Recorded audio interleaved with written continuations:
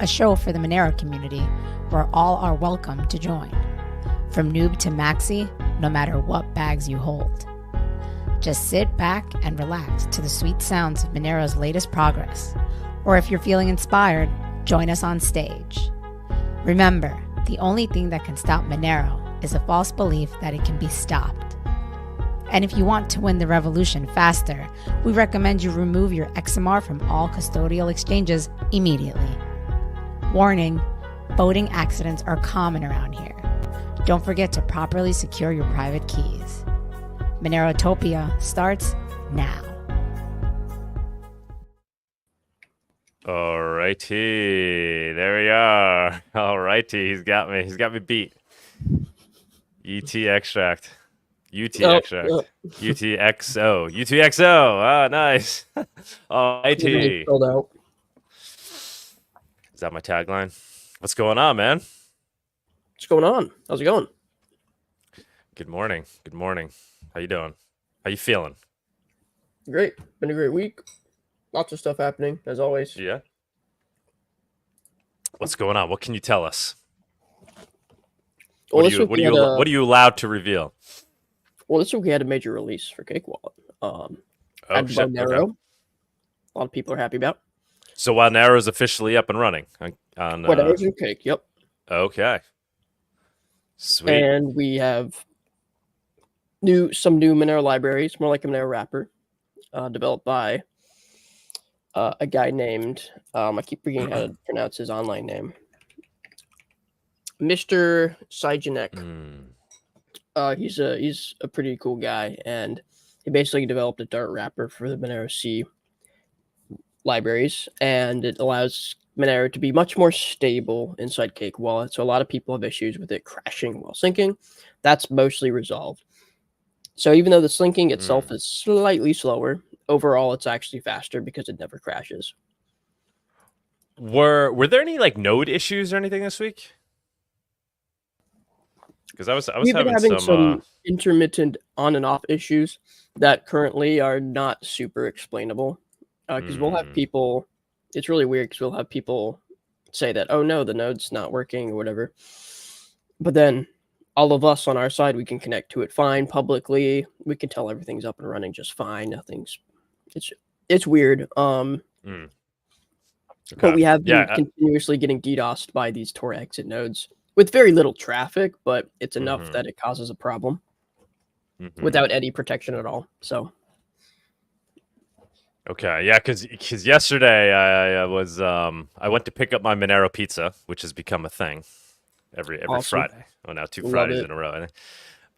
This time I didn't have to. Friday. Yeah, this time I didn't have to go through XMR Bazaar because I already have now the relationship with my pizza guy. So we're chatting in Signal or whatever, and he's like, "Yeah, hit me up anytime you want a pie." So like literally, it was as convenient as ordering a pie, more convenient. He was just like, on my ride home, I was like, "Hey, what's going on, bro?" And he responded. I was like, "Are you good for ordering me a pie right now?" He's like, "Yeah, no problem." So it's like I didn't even have to do the work then. He just went, ordered me the pie. He's like, and then he just sends me a message like, it'll be ready at 6:45 or something. It was freaking awesome. And I think that, that was a realization I had, right? Like we look at XMR Bazaar and we're just looking at the, transactions that will happen there. But it's much more than that, because once you bring people together, once you find your pizza guy or you find your mechanic or whoever it is, there's so many more transactions that are going to be happening outside of the platform. There's just the power in just bringing people together that want to live off of Monero together. That's really the value prop, and then it's gonna. I don't know, man. I don't know. Am I getting overexcited here just because of a pizza? But I don't know. No, it's like now you've got like a Monero guy for everything. So like you want pizza, right. Hit up your pizza guy. Exactly. And I'm saying like I'm starting to see like I don't know. It's like if you go and look at Monerotopia, whatever. Monerotopia, XMR Bazaar, like a year from now, you're looking at it, you're like, well, they do so many transactions a day on the platform. That's gonna be the tip of the iceberg. The real economy is going to be happening outside of it. It's just a platform that's connecting people. I don't know. It came across as a big thought to me. I was like, wow, this is huge. But yeah, I need my kefir guy. I need my kombucha guy. Come on, man. Kombucha's an easy one. Somebody can figure that out. I want homemade kombucha. I'm sure there's somebody already into Monero that makes kombucha homemade. Oh, probably Yeah. for sure. That makes their own, has the SCOBY and whatever. The eggs, we figured out all the packaging for the eggs. If there's somebody who's already got like an egg thing going on, maybe they have a decent amount of chickens, they're selling locally, they're going to the farm. Yeah, that guy might exist out there as well. Hit us up if you do. We have the packaging figured out. We could help you with that, but we could get you going on our XMR Bazaar as the egg person. So many things, man. So many things. Let me shill the conference for a second. Oh, so that's what I wanted to bring up, though. So yesterday, while I'm picking up my pizza, or actually soon after, hold on, let me bring this up. I'm walking down this block with my pizza, and I was like, let me stop over at this little shop over here that sells weed, and just talk to these guys. Like, I've talked to them in the past, but I'm like, let me bring up Monero this time. So I make a purchase, I pay in cash, and then after I pay, I ask them, I'm like, hey, would you be willing to accept crypto in the future? And the guy running, he's like, yeah, he's like, I would love to get some crypto. He's like, I don't really have any crypto. He's like, what do I gotta do? He's like, ready, right on the spot. And I was like, just download Cakewallet. I was like, all right, yeah, download Cakewallet. I was like, I already, gave you some cash, but I'm like, I'll just send you a tip right now. And then so next time I come, you'll be all set up. He downloads the wallet. I show him the what to do with the seed. I go to send him Monero. I hadn't opened up my cake in like a week. Open it up, and it's got a sync, but the nodes weren't connecting. I was like, fuck. I was like, shit. So I think there were node issues, and I tried for some time. I was like resetting, trying different nodes.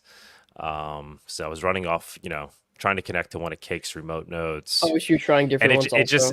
It just hit at the ultimate worst time. And that anybody who's actively trying to use Monero all the time, and you're trying to onboard people, that is just like such shitty timing because, it's an opportunity to give somebody a really good first impression of this tech, right? Obviously, we're very understanding of it, right? We know, all right, there's some issue with the node, not a big deal. We'll get back up and running. But when you're trying to onboard a complete noob and that's their first impression of like, actually, I can't send you right now because my wallet's not syncing. They're like, what? What does that even mean? Or like, so it's just we got to get more. I know this isn't necessarily a Cake thing. Obviously, Cake is doing so much for the community, but there's work to be done there, right? Redundancy this is something within the network. Greatly be solved. I don't know if you saw Jeff Rose talk at MoneroCon. He was talking about the newer ways to do a light wallet. Yes. This is something that'll be greatly solved by the ability to do a light wallet in a much more private way. Which it'll be it'll be slightly less private than you doing the way it is now, but it'll be way more private than the existing ways of doing a light wallet, basically giving up all of your incoming transactions to the node. Yeah, what is that going to do? Is it going to use view key? It's not going to use view keys. It's going to use tags or something. What is the basic premise there? Yeah, I guess it's going to be using like some sort of tags. I couldn't quite explain it technically.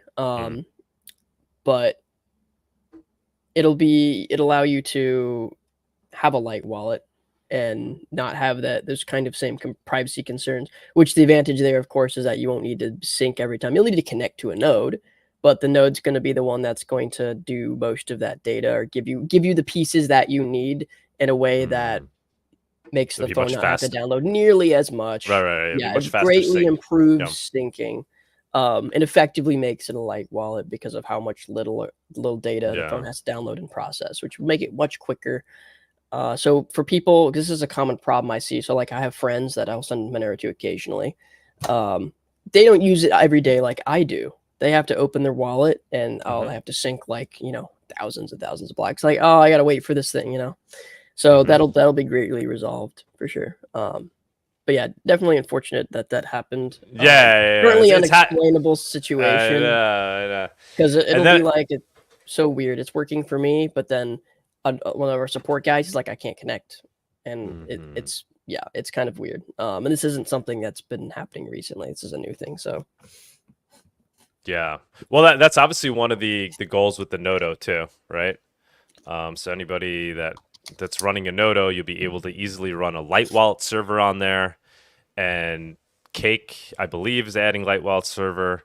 Services like Edge and Monero already run off the light wallet server, but now you could do it in a way where you're running your own light wallet server, and so you're not giving up your view key to one of these services.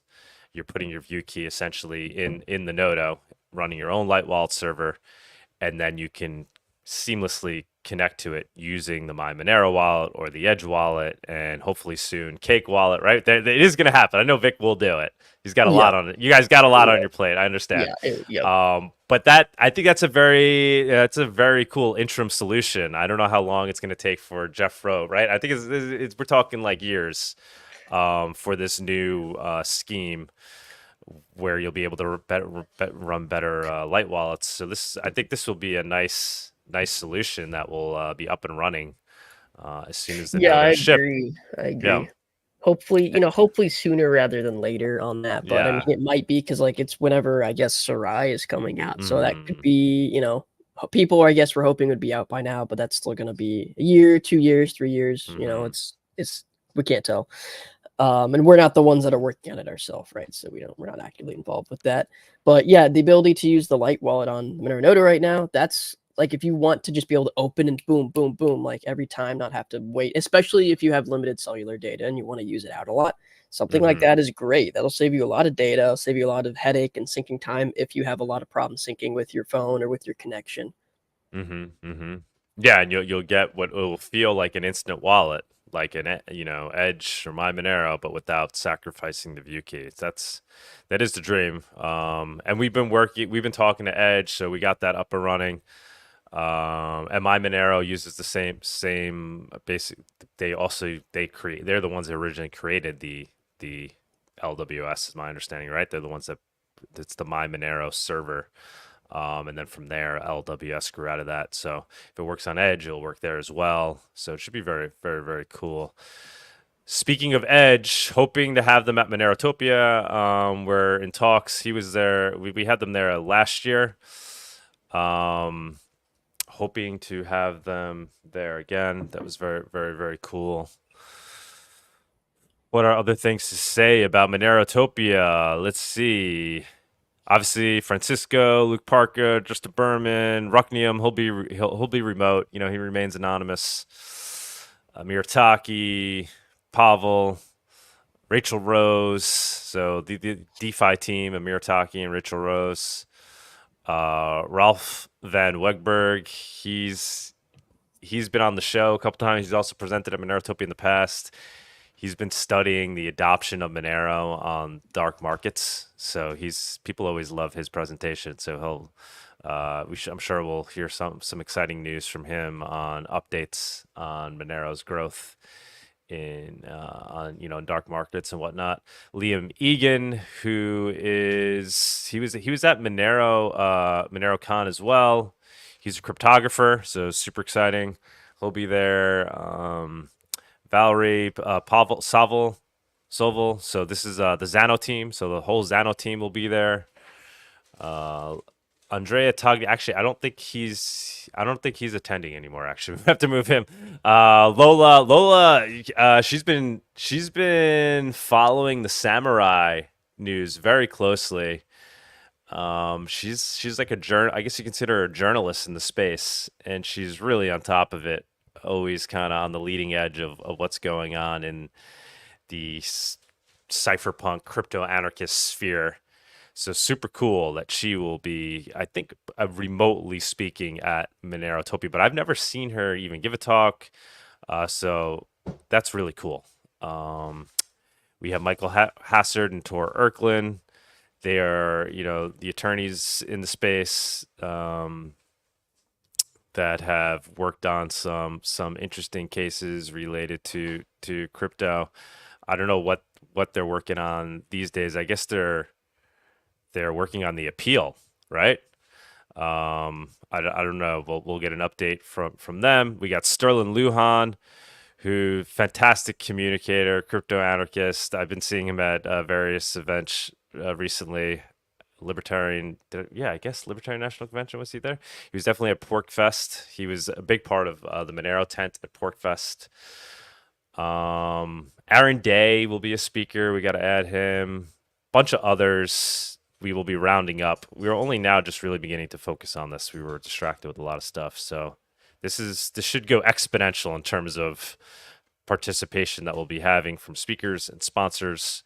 But we're officially sponsored by Xano, Basic Swap, Fiero, Pirate Chain, Trocador, Bawdyanarchist. Actually, we got to just close the deal with them, but they'll be a sponsor as well. Awesome. So they'll have one of the Copa Monero teams, which is the final thing I do want to mention. So obviously go to Monerotopia, guys, buy your tickets. It just gives it some momentum. And as I always say, reach out to me at monerotopia@protonmail.com for anything related to the conference. You want to come, but you can't afford a ticket, we'll give you a free ticket. I mean, this is about getting as many people down there that are interested in Monero and opting out. So whatever it takes, you want to come and you want to have a stand, hit us up. We can figure that out. We're going to have a lot of vendors there already, but I think we might have room to have some tables.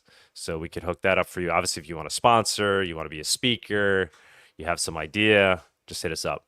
But yeah, I definitely want to mention Copa Monero because tomorrow will be the next 2 games of Copa Monero.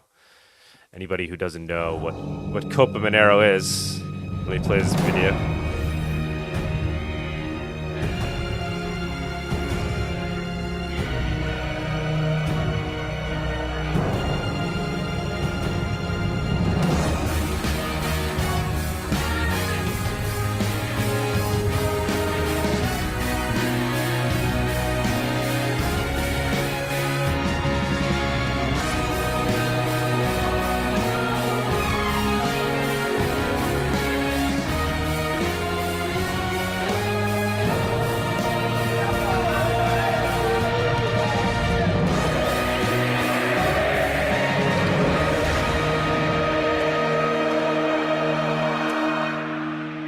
All right, Copa Monero. Jesus. Awesome. Very hype video. All right. So this is tomorrow. There is going to be the Euro Cup finals. There's going to be the Copa America finals. And before both of those big events, there'll be an even larger event, which is the second or the third and fourth matches of Copa Monero. So we're gonna air those live on this channel, and I guess we'll stream it on X as well. So tune into that. The first game airs at 12 p.m. Eastern, so there'll be 2 games back to back. Who's playing tomorrow? Let me see. Let me see if I can bring up. Oh. Yeah, tomorrow we have. Let's see. Okay. So far, Cake Wallet has played Xano. Fiero has played Basic Swap. We have Pirate Chain playing Trocador. That's the first match, I believe. So that's at 12 p.m. Eastern. And then 2 hours later, we're going to have XMR Bazaar playing Monerotopia. So yeah, should be exciting. I'm excited. If you want to help out, you could donate to the Kuno. Check that out. By donating to the Kuno, you'll help raise the Monero prize. So right now the prize is at 13 Monero. So the winning team of Copa Monero will currently take home 13 Monero. That will go directly to them. They'll split it among their players. I want to get that number up to 50 Monero, make it something significant. So the winning, so they could split 50 Monero among whatever, 10, 12 people. That would be super cool and impactful. So please, if you want to help to that end and support the support the tournament in general, there are a lot of expenses that go along with it. Go to the Kuno and a third of every Monero donated will go towards increasing the prize, and the other 2/3 will go toward just the helping us cover the budget for the Copa Monero. So very excited about that. That's all I got in terms of shilling stuff. Tux, you gonna try to check it out at all tomorrow? Yeah, I might come on and see if I can watch it for a little bit. I mean, it's gonna be in Spanish. Yeah. So I watch Copa America on the Spanish channel. So I mean, it's just football is just better in Spanish. The guy who does it like really takes it seriously. The announcer. That's awesome. So he Super does the play-by-play. It's like watching the Copa America. It's really funny. We added a camera, so there should be 2 cameras instead of 1 this time. And we've really put Alessandro, who's running this, the kid who started Monero Town, has been putting a ton of work into this, and he's been under a lot of stress. I've been giving him, hey, do this, do that, and plus on his end, he's dealing with the real world aspects of this, right? So there's a lot that goes into this, a lot of coordination. It's not just people like meeting up for a pickup game. You have all these teams, all these associations, and it's very political. These teams, they're like an important part of their communities, right? So when he's organizing this, it's like he's having a community meeting with these other towns, and he's trying to get them to agree to do this thing. And so any little change that needs to be made, it's like he's basically got to bring it back to the board, and they have to agree on what they're going to do. So there's a lot that goes into it, and that should be understood by everybody. But I mean, something like this should really be getting, I feel like, a ton of attention in crypto. Just like another example of Monero being undervalued in so many ways. I've never seen anything like this in crypto. I've never even seen like Bitcoin do anything like this.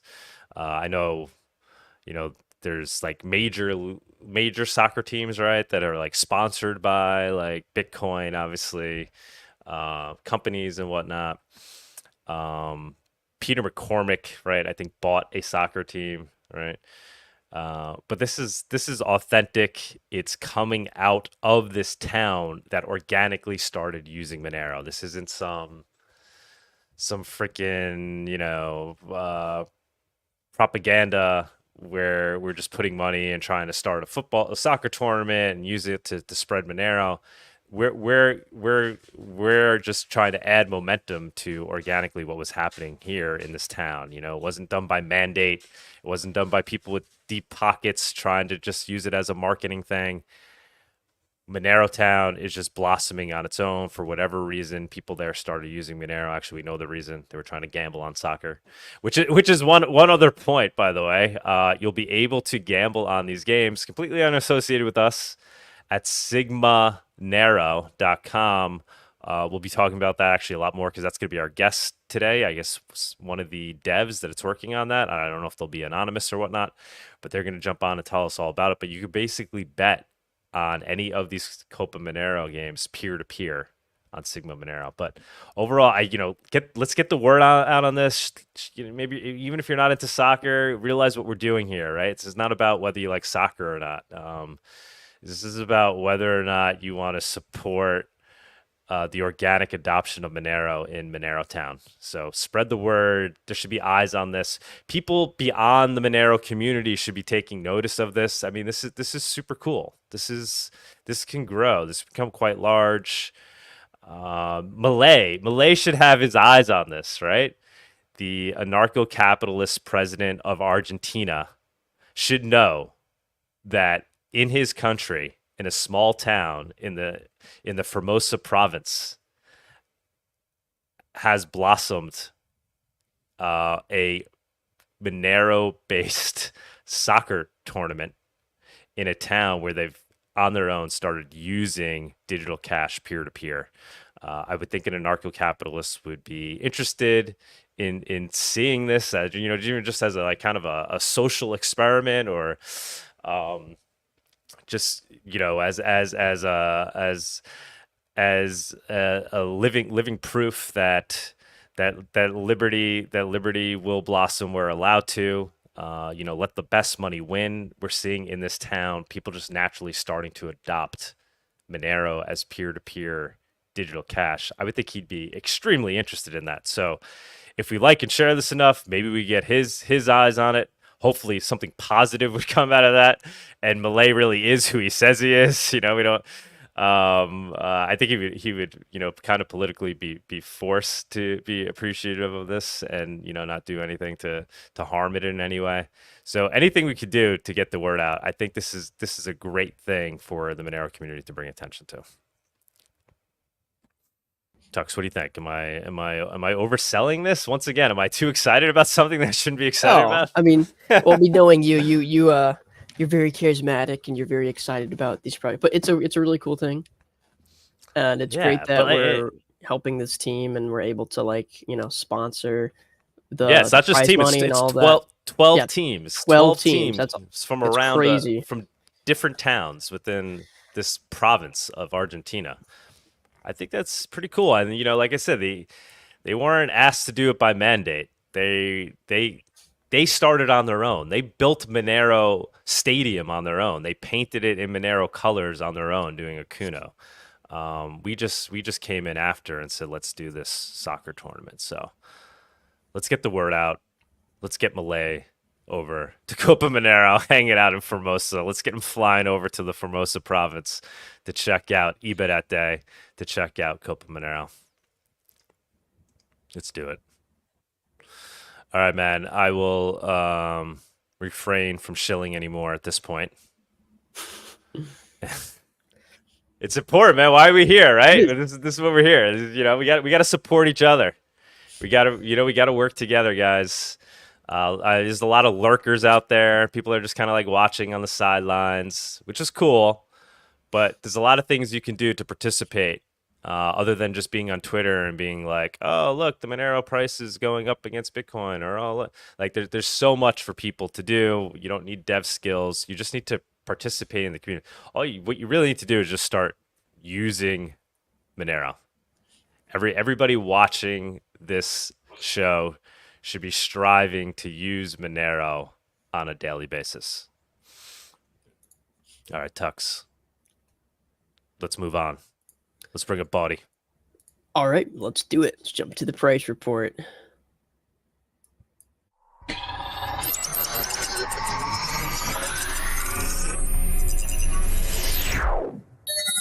And now for the Monerotopia Price Report segment. Hey guys, good morning. Hey Bawdy, how's it going? Huge thank you to Untraceable, by the way. Donated another Monero to the Copa Monero. Super cool, man. Super awesome. Thank you, Thank you, man. Not to dampen the vibe, but I do have to say that Bawdy's comments do echo my own feelings about the current Malay situation. Unfortunately. Give him a chance, but he's done too much status BS to have any anarchy. Yeah, I don't know, man. You think it? The jury's in on that. The most recent thing he did was trying to join NATO. Like, anarchists don't try to join NATO. Like that's a pretty good rule of thumb. I'd say that's a good heuristic to go by. But there's been a whole bunch of other stuff, like his unwavering support for Israel. It's like, I'm not saying that Israel hasn't had some of their own problems and people doing wrong stuff to them. Obviously, flying over the wall and bombing a bunch of civilians is horrible. Nevertheless, they're not they are not innocent here. So without getting too political about it, there's just one thing after another. The guy just continues to do more status stuff. Let's see. It may or may not have been his fault, but they're releasing a bunch of crypto regulation, or they released a bunch of crypto regulation. Did they? Argentina. I know. Yeah. What is the regulation? I know there was I know at one point they were talking of like basically trying to get people to show the amount of crypto they own. Like right? report their crypto income. Report their crypto holdings. I know that was spoken about at one point. I was like, what? Like that would be. Yeah, there was some kind of amnesty program for people, so that people could bring money back into the banking system without paying taxes on it.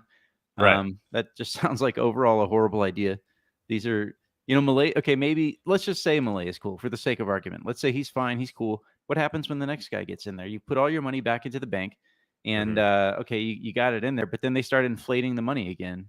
Like it just didn't seem like a good idea. As far as the crypto thing, so Argentina was on the gray list for what's the FinCEN? I think it was the FinCEN gray list. It's probably not FinCEN. Anyways, they were on some like big international gray list, and in order to get off of the gray list and sort of come back into the good graces of really like the Western financial powers, they had to release crypto regulation. So you have to, if you're an exchange, you have to get registered and do some other stuff. It wasn't FinCEN. What was it? It was whatever. But I know what you're talking about. Yeah. So I mean, I can understand why they would do it. Milei's like main campaign promise was to dollarize Argentina. And so if he wants to dollarize Argentina, probably it would help to have the help of the United States. So yeah, I mean, he's got to play ball in a lot of ways, even if hypothetically he's a libertarian. And I tend to think that he is, but man, the NATO thing really, really bugs me. Yeah, I was following him very closely in the beginning, so I've kept my eye off it. I didn't know things got that bad. I know you two were kind of trying to give him a chance in the beginning, right? You were hoping for the best. Yeah. And yeah, it was the Financial Action Task Force, I think, that had him on their gray list or whatever. Yeah, so I guess they were trying to bend the knee and get off the list. God damn it, man. Yeah, I mean that's literally that's what we need the exact opposite of, right? Like we need somebody in that moment to not bend the knee. That's so the one guy who was claiming to be that guy, an anarcho-capitalist, just quickly changed overnight and just started bending the knee to these. At a minimum, we have some great global entities. He said, some of the stuff he says is just hilarious, and the way that he says it is incredible. Has he eliminated a lot of has he eliminated any departments? He actually did. So this is why I had to remove him from my anarcho-capitalist or anarchist designation. He's probably really a libertarian. He has slashed a whole bunch of the government. I still tend to think that he's maybe genuine but naive. I could be wrong about that. Who really knows what's in a man's heart? But he did slash a shitload of the government. I mean, he cut like 30% of the government employees within 30. I think it was like within 30 days. Maybe it's 50% within 30 days. Something massive. And he's continued to slash. Apparently, though, the blue dollar, so which is kind of like the underground dollar that you get in the cuevas, the blue dollar has significantly diverged from whatever the banks say that the Argentina peso is worth. So they're saying that the inflation's going down. I have some friends there that say that they see that. At the same time, I guess it's hard to say. Well, this is one of the things that helped me kind of move away from doing Monerotopia there. Obviously, the bigger issue was how far away it was. Like there was just no way to run down there and kind of do things in advance, and it wasn't very centrally located for the rest of the world. Great for people in Argentina. But then there was also the Malay factor, right? I was watching that. I was like, does this guy even want Monero to be blossoming in his backyard? I mean, obviously, we've never heard him mention the word Monero. And now you're saying there's new crypto regulations coming down. Unfortunate to see. People were very excited. I know people still are excited. I would love to get Alessandro's take on this. Maybe he can jump on today. Maybe I could contact the kid who's running Copa Monero. I'd love to get his take as a native. Andres, maybe he wants to jump on today. Give us his take. It would be nice to get an update on what the locals think. But yeah, I mean, yeah. I guess we all knew, right? Like too good to be true. Yeah, I guess I guess that's why it's a good thing not to marry a politician, right? Whether it's Trump or Milei or whoever, you say, hey, you know, you have some nice words. All politicians have nice words. Perhaps yours in particular are even more exotic than other ones. But, I'm going to wait and watch and see what you do. And he, to his credit, he did a lot of libertarian stuff. If you wanted to take the angle that he's like, some deep state, whatever, trying to pump the US dollar, pump the United States power, you would say something like, well, they know that liberty can reverse bad situations in repressive areas and governments and whatnot. And so they're opening up just enough liberty to sort of like get the good change, the monetary change that needs to happen to cap the hyperinflation, well, borderline hyperinflation, and then get the U.S. dollar into Argentina, right? So that you sort of extend the U.S. power, the U.S. dollar power. I think there's a lot of good reasons for why the U.S. would want to do something like that. The recent, I don't know if you guys know this, but Saudi Arabia recently announced that they were not going to be selling their oil for only US dollars anymore. That used to be anathema. That used to mean like the toppling of the dictatorship in your country, in your Middle Eastern country. But nowadays it's kind of like there's a little bit of sea change happening out there. So the US probably is looking for ways to extend the reach of the US dollar. So perhaps Argentina is one of them. In my mind, Tether, believe it or not, Tether is a big piece of that as well. Do you consider yourself like an agorist these days at this point? Like if you were here in the US, would you be participating in the election or would you not be voting? Well, the 33rd degree anarchist is like fluid water. You would do whatever. I would probably vote for Biden just to accelerate the retardation. That's an Alaska take for sure. No, that's a 3D chess move. Yeah, no, yeah. It is true though. I mean, look like with Millet, right? Like that's what I said from day one. If anything, he's destroying the natural black market that was there. Right? He's like you could roll into Argentina with crypto, go to one of these cuevas and exchange it essentially anonymously into cash, into pesos, and then go freaking buy property down there.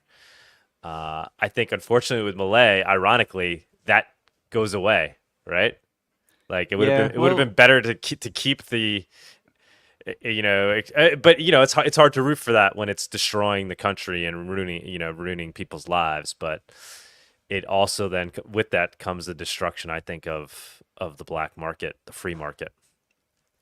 I think from what I've heard people say in Argentina, they're so distrustful of the government that at this point, it's really hard to actually get people to repatriate, if you will, to repatriate their funds into the banking system. I have to imagine if you have a lucrative business operating some cueva and you're like, okay, cool, now I'm not underground, but I'm still going to operate and do whatever the hell I want. I think that's why the spirit of liberty is vastly more important than whoever gets into office. Because if you just have it in your mind, if the whole population has it in their mind, like, okay, government, no government, whatever, we're just going to do our thing, you're going to be able to maintain true liberty for much longer under the presence of a whole bunch of different systems. By the way, we're trying to get like the cuevas listed on XMR Bazaar somehow. Obviously, with not location, but some way of XMR Bazaar in addition to showing you places all around the world that accept Monero. If you could somehow make it a place where you can find cuevas that are down to exchange Monero for cash, I think that'd be a great resource. Yeah, that would be cool. I assume XMR Bazaar is in Spanish, or is it? Maybe it doesn't need to be like. I guess. Yeah, obviously. Right now it's just English, but thinking of trying to start a Spanish version as well. Trying to think how best to do that. What do you think? Like, what would be the best way? Obviously, I want this thing to be as global and accessible as possible. Isn't there some kind of way to use AI at this point where like all listings can be like auto translated into you probably whatever language you want when you just you're need some agent to pipe in, the text of each listing into ChatGPT or something, and then do it that way. Would like to try to do something like that because obviously I want it to be as global as possible so we could really take advantage of the network effect. So anybody that's into Monero, no matter where they are in the world, can be a part of the global Monero economy. I think most web browsers translate now. Like they'll automatically translate to your whatever language setting you have. Maybe not LibreWolf. I don't know. Okay. Yeah, we have people in Argentina that are helping us with XMR Bazaar, so things like that too. So like maybe trying to have like an admin from each country, right? The big countries as we start. So we'll have a separate XMR Bazaar admin from each country. That should help too. So then they can communicate in their native language. But Bawdy, yeah, I'll let you take it away, man. I know there's obviously, I guess, a lot to say with price too. I haven't really been keeping my eye on that, but I know, I guess, people are panicking in Bitcoin land because looks like things aren't really taking off right now. Yeah, we got cut short last week a little bit, so there's maybe a few extra things I want to try and touch on that we didn't get last week. Hopefully, it seems like Total Play, my ISP, is playing good today. It's playing nicely, so Okay. hopefully we can get through the whole thing and not Telling you, take man, up too much time. that whole entropy thing, I don't get it. We don't change a thing yet. We're dealing with a new issue every time. Yeah, hopefully you'll be good this time. Well, here's to hoping. Okay, so we're looking at a little bit of hope and change right here on the Monero chart, Monero US dollar. Remember we had that big old crash. I don't know what that was about. I felt like if they really wanted to screw with the price more, it would have come down here and stayed down here a little bit longer. So perhaps it was just someone selling a big bag of Monero for whatever reason. Perhaps it was ransomware cashing out. I don't know. Maybe maybe XMR Bazaar was just taking some profits on their healthy trading platform. Could be. No, just kidding, bro. Yeah, but we have the price sort of slowly, kind of marching up here after that big crash down. Really, we did hit that resistance spot here that we said, hey, this is kind of a big headliner resistance spot. One thing that I've noticed with the wave magic is that it does tend to work better on larger time frames and with more kind of like obvious in your face patterns. But that's true. That tends to be true in general of most patterns, or at least of most indicators. So yeah, where is this thing going next? I don't know, guys. I don't have any strong opinions on where Monero is going. I rarely do. I just use the thing, right? It's just incredibly useful for me in my life personally. But if we're looking at price and we're saying which coin is going up more to relative to the other coin, we could look at Bitcoin versus Monero, and this lower standard deviation level, big, that you can see this is a long-term standard deviation level. Right now, that's posing some resistance for the ratio because of the violent nature of how this broke down from the delisting. It wouldn't be too surprising if we could actually just get back in here and then sort of stabilize. That would be my guess on the ratio. So I guess I have a stronger opinion on what the ratio does than what the actual XMR USD price does.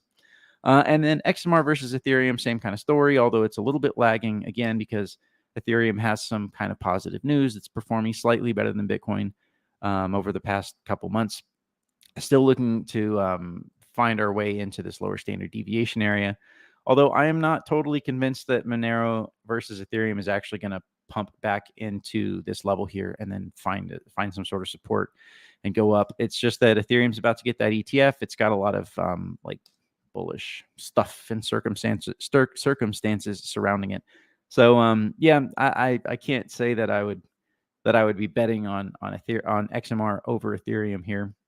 But again, you never know. I'm just a dude sharing some opinions on what I think the price might do with some dubious indicators. Okay, as far as the divergences go, finally, this chart is now long-term looking like what it's supposed to look like. We shouldn't see any divergences between the exchanges and Kraken or between each other. You should be oscillating around the 0 point by and large, which is pretty much what we've seen.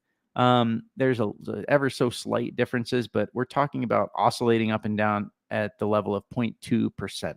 So yeah, that's good. That's really what we want to see. That gives us some indication, at least, that perhaps the market is a little bit more fair than it used to be. I don't want to go off into the deep end and say that it's a fair market, but maybe it's a little bit more fair than it was before when Binance had it listed. Okay, so we're looking here at the XMR versus gold price. I guess there's nothing too incredible bouncing out at this chart, popping out at the eyeballs. Obviously, I would love to see this thing move back to the upper standard deviation area here. You'll notice that with the delisting, we effectively saw the bands widen, which is what you see with quote unquote Bollinger Bands, which are just standard deviations. So yeah, we did see the standard deviation bands widen here, which sort of often that happens before a big move. And in a lot of cases, what you get is the reverse direction. So you might actually even go to the reverse side before the real move comes. Is that happening here? I don't know. There's quite a few levels to try and hit before we really would say XMR is in a bull market versus gold. But okay, that basically is the XMR market. It's really it's unfortunate, because I can't come at you guys with all this amazing Monero focused kind of analysis. One thing I do need to add here is looking at the price differentials between the different places you can get XMR. So let's see, John Doe, why Zcash pump? All right, bro, let's just go straight to it then. Zcash, well, I guess you could say that it pumps. This chart looks horrible, but you're right. It did pump. I noticed that this morning, actually. 65%. Wow, good for Zcash. But, they only fell like 95%. So they're still, from the top of the 2021 market, they are still down 93%. I guess, I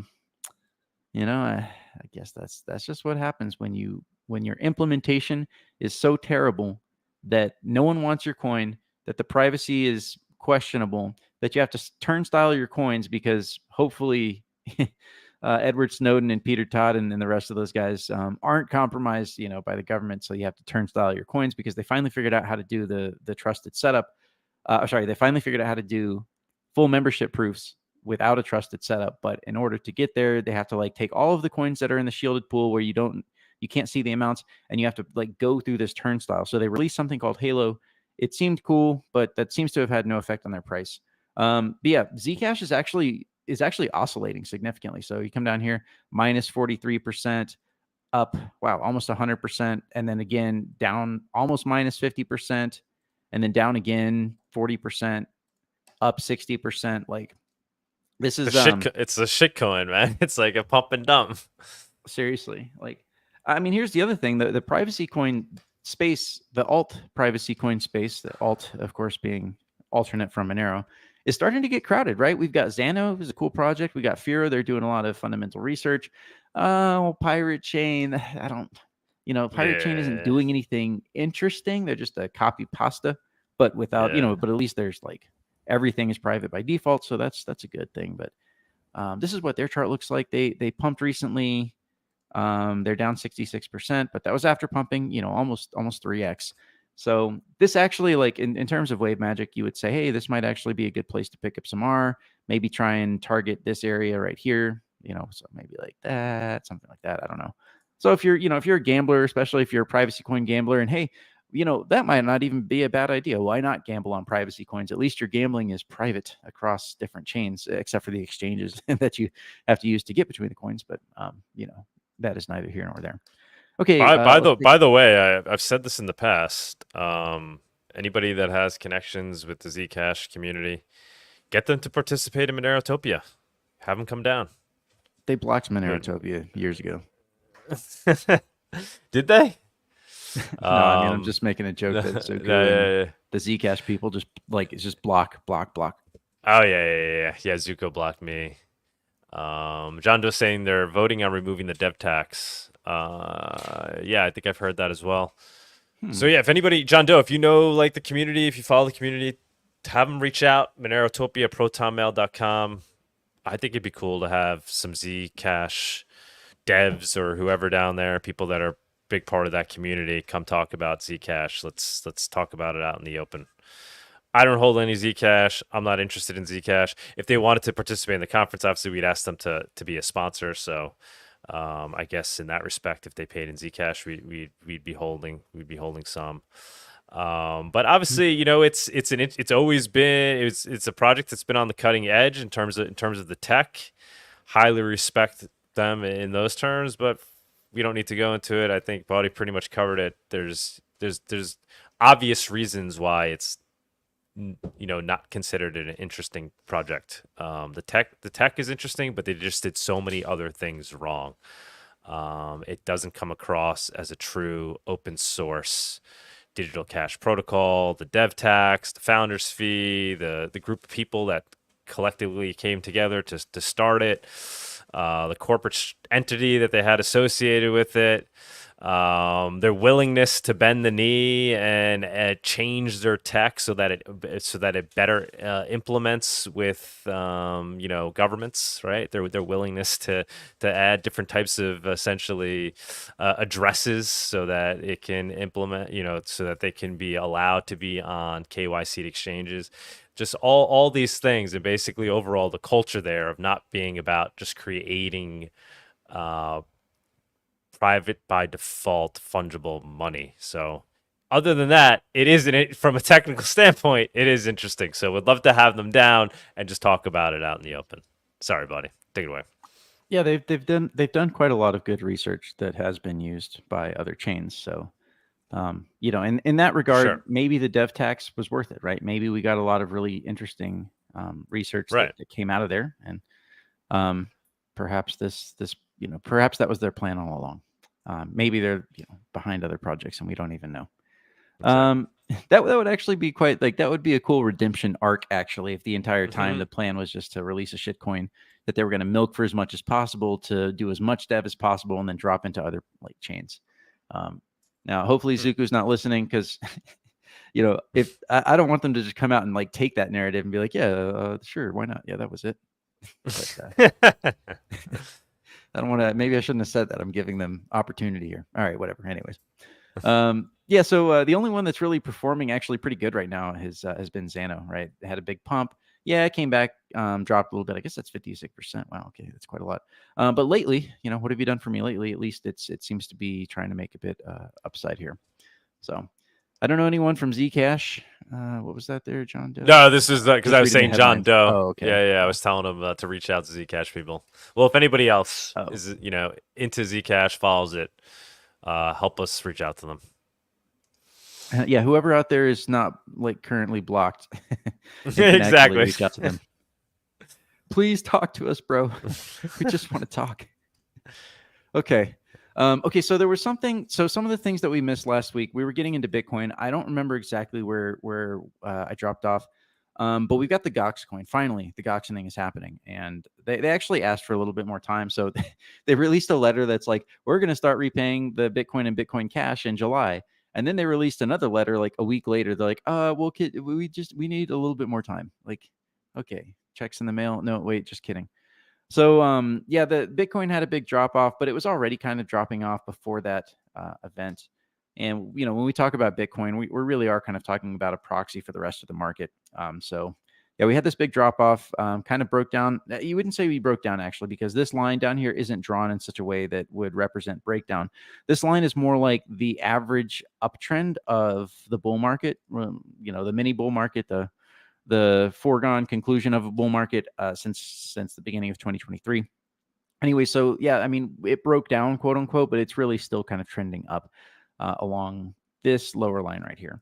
Now, this is important for the entire crypto market, what happens with the Gox coin, because the liquidity of altcoins are basically bonded together. Monero occupies a slight exception to that simply because of what it is and how it's been treated, and the fractional reserve and all the price attacks, etc. And the forcing of our price to find an organic support, like actual usage, real community support. Whereas the rest of these coins, in my mind, almost all of them have some component of leverage built into them. They have a component of fraud built into them, into the exchanges, into that entire network of just nastiness out there in the crypto ecosystem, including Bitcoin. There are a lot of, let's just call it Bitmain and some of the other people with them. These people and their partnered exchanges, these people that mined a lot of the early coins, they want the highest price of Bitcoin. They want to dump as best as they can. There are economic limits to how much price can be leveraged up, but I am convinced, I am certain that the price of Bitcoin is well above any organic support that it should actually have. But that's not to say it wouldn't still have a high price, right? I'm not saying that it would be like $100 or $0. Okay, anyways, the point is that cryptocurrency prices are levered up. And so when real fiat exits this entire exchange ecosystem, when that happens, that means there's less margin for the leverage. Now, I'm speaking in kind of I'm speaking in sort of slight analogies here, because the primary leverage mechanism is Tether, and the printing of Tether and the way that they went about that. They're fractionally reserved. They say that they're fully reserved. They're not. And it's been proven multiple times that they're not, from multiple different ways. But okay, whatever, they pump my bags right with in the 2021 bull market. Sure, thanks guys, salute, whatever. But the point is that when real fiat leaves the exchange ecosystem, that has an effect on all prices, because all of these prices are margined. They're all levered up to some extent. Now, maybe it's not as extensive as it was in 2021, but it's still present. So it just means that as these Gox coin get paid out, the Bitcoin and the Bitcoin Cash, as that fiat leaves the system, that's going to have a negative effect on all prices. Now, you're going to have a little bit of relative difference there, because some of those people are going to sell for altcoins. Not all of them. Some are just going to hodl. but some are going to get sold for altcoins. So that would have that should have a little bit of differential pressure in terms of how that coin is going to how those prices are going to play out. So yeah, in my mind, I think that that again, Ethereum could be a big beneficiary of this whole thing. That remains to be seen. Actually, let's go ahead and take a look at. Actually, let's not take a look at Ethereum just yet. Let's go ahead and take a look at the Bitcoin monthly. So this was something that we didn't get to that I wanted to get to. So the problem that we're having right now. So here's the last all-time high. Let's just drop a horizontal line there. The problem that we're having right now is that price is not just breaking through with strength, right? We got up there. We made a marginally higher high, which was kind of like what happened here, right? A marginally higher high. And then price has not followed through with strength, right? The pullback, tried to get up there, couldn't close above, fell down, and now like it's even further down. So the reason that I say that is that every other all-time high, Bitcoin broke with strength, right? Came up here, closed at the all-time high, and then busted through with strength. Same thing happened back here in the 2014 market. To horizontal line. Okay. So that was the 2014 top right there on the monthly candles. Came up, all right, you had a little bit of a pullback, but then broke through with strength, right? That's a strong pattern, right? You touch the top, you pull back, people taking some profits, whatever, and then you bust on through.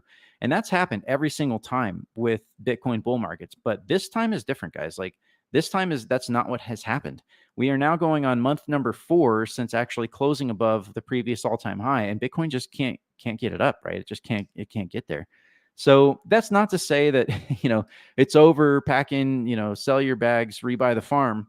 But it is to say that's not strength. That's not a good kind of pattern that we want to see. Maybe this means some kind of like further washout is needed, especially with the Gox coin looming out there. Germany selling their coin. Apparently Germany also rebought the coin that they sold. That was kind of weird.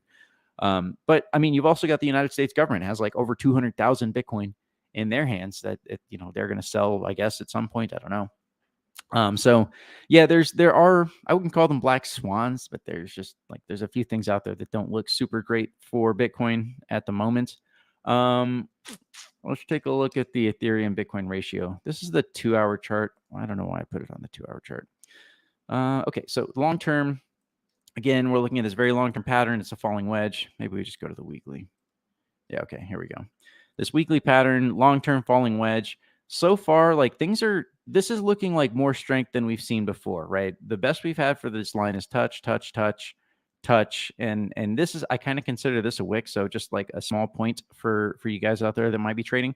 When you have a week that comes up and then immediately comes back down, this in my mind is effectively a wick. That's almost the same thing as a wick. It just so happened that price closed, right. That wick happened on a Sunday, basically, is what that means. So what we're seeing here is strength. It's not as fast as I really wanted it to be, as I thought it was going to be. But effectively, you'll notice that price is hanging out. It's hugging the top side of that descending line right there. So I still do expect this to eventually break out. I guess it's going to be delayed. In some ways, I feel like maybe this is an easy way for market makers to sort of take advantage of what looks like it was a break. So like right here, it definitely looked like this was breaking. This was a larger break than we had seen at any time in the past, I think 2 or 3 years, however far back that goes. I think 3 years now. So yeah, that was a bigger break than we've seen, but then it fell back down below. So yeah, I mean, you've got people out there that are trading on leverage. So it's very possible that some of this action, some of this oscillation is really just kind of wrecking people or trying to wreck people on leverage, trying to build up that liquidity. At any rate, yeah, I mean, again, guys, it's going to be Ethereum, and that's not to say there's not better chains out there as far as like contracts platform, right? I'm not trying to make the case for why Ethereum's the best contracts platform, but it's got the network effects, and network effects do count for something. Maybe much to the chagrin of a lot of altcoiners, and even somewhat to our own chagrin. So, but yeah, Ethereum at some point is gonna break out here and then move to the top side. And you can also kind of see this in the Bitcoin dominance chart. Same kind of deal here. Bitcoin dominance is so it's trying to break down this lower line. You'll notice like, okay, it broke down a little bit right here at that area, and then we're kind of doing the same thing here. But you'll notice it's hugging closer and closer to this bottom line. So again, in my mind, like this thing is going to break down, and when that does, that's probably to the benefit of Ethereum, hopefully also Monero, and whatever other shitcoins you guys might be holding. Oh, also worth looking at the BCH price, because the Gox coin does deal in BCH. So Yeah, BCH had a pretty nice run up here for this bull market. That's actually a 7x. That's pretty fucking huge. That's I guess good for those guys, right? You got a big price pumps here. I would be concerned about whether this can continue. I don't think that it probably can.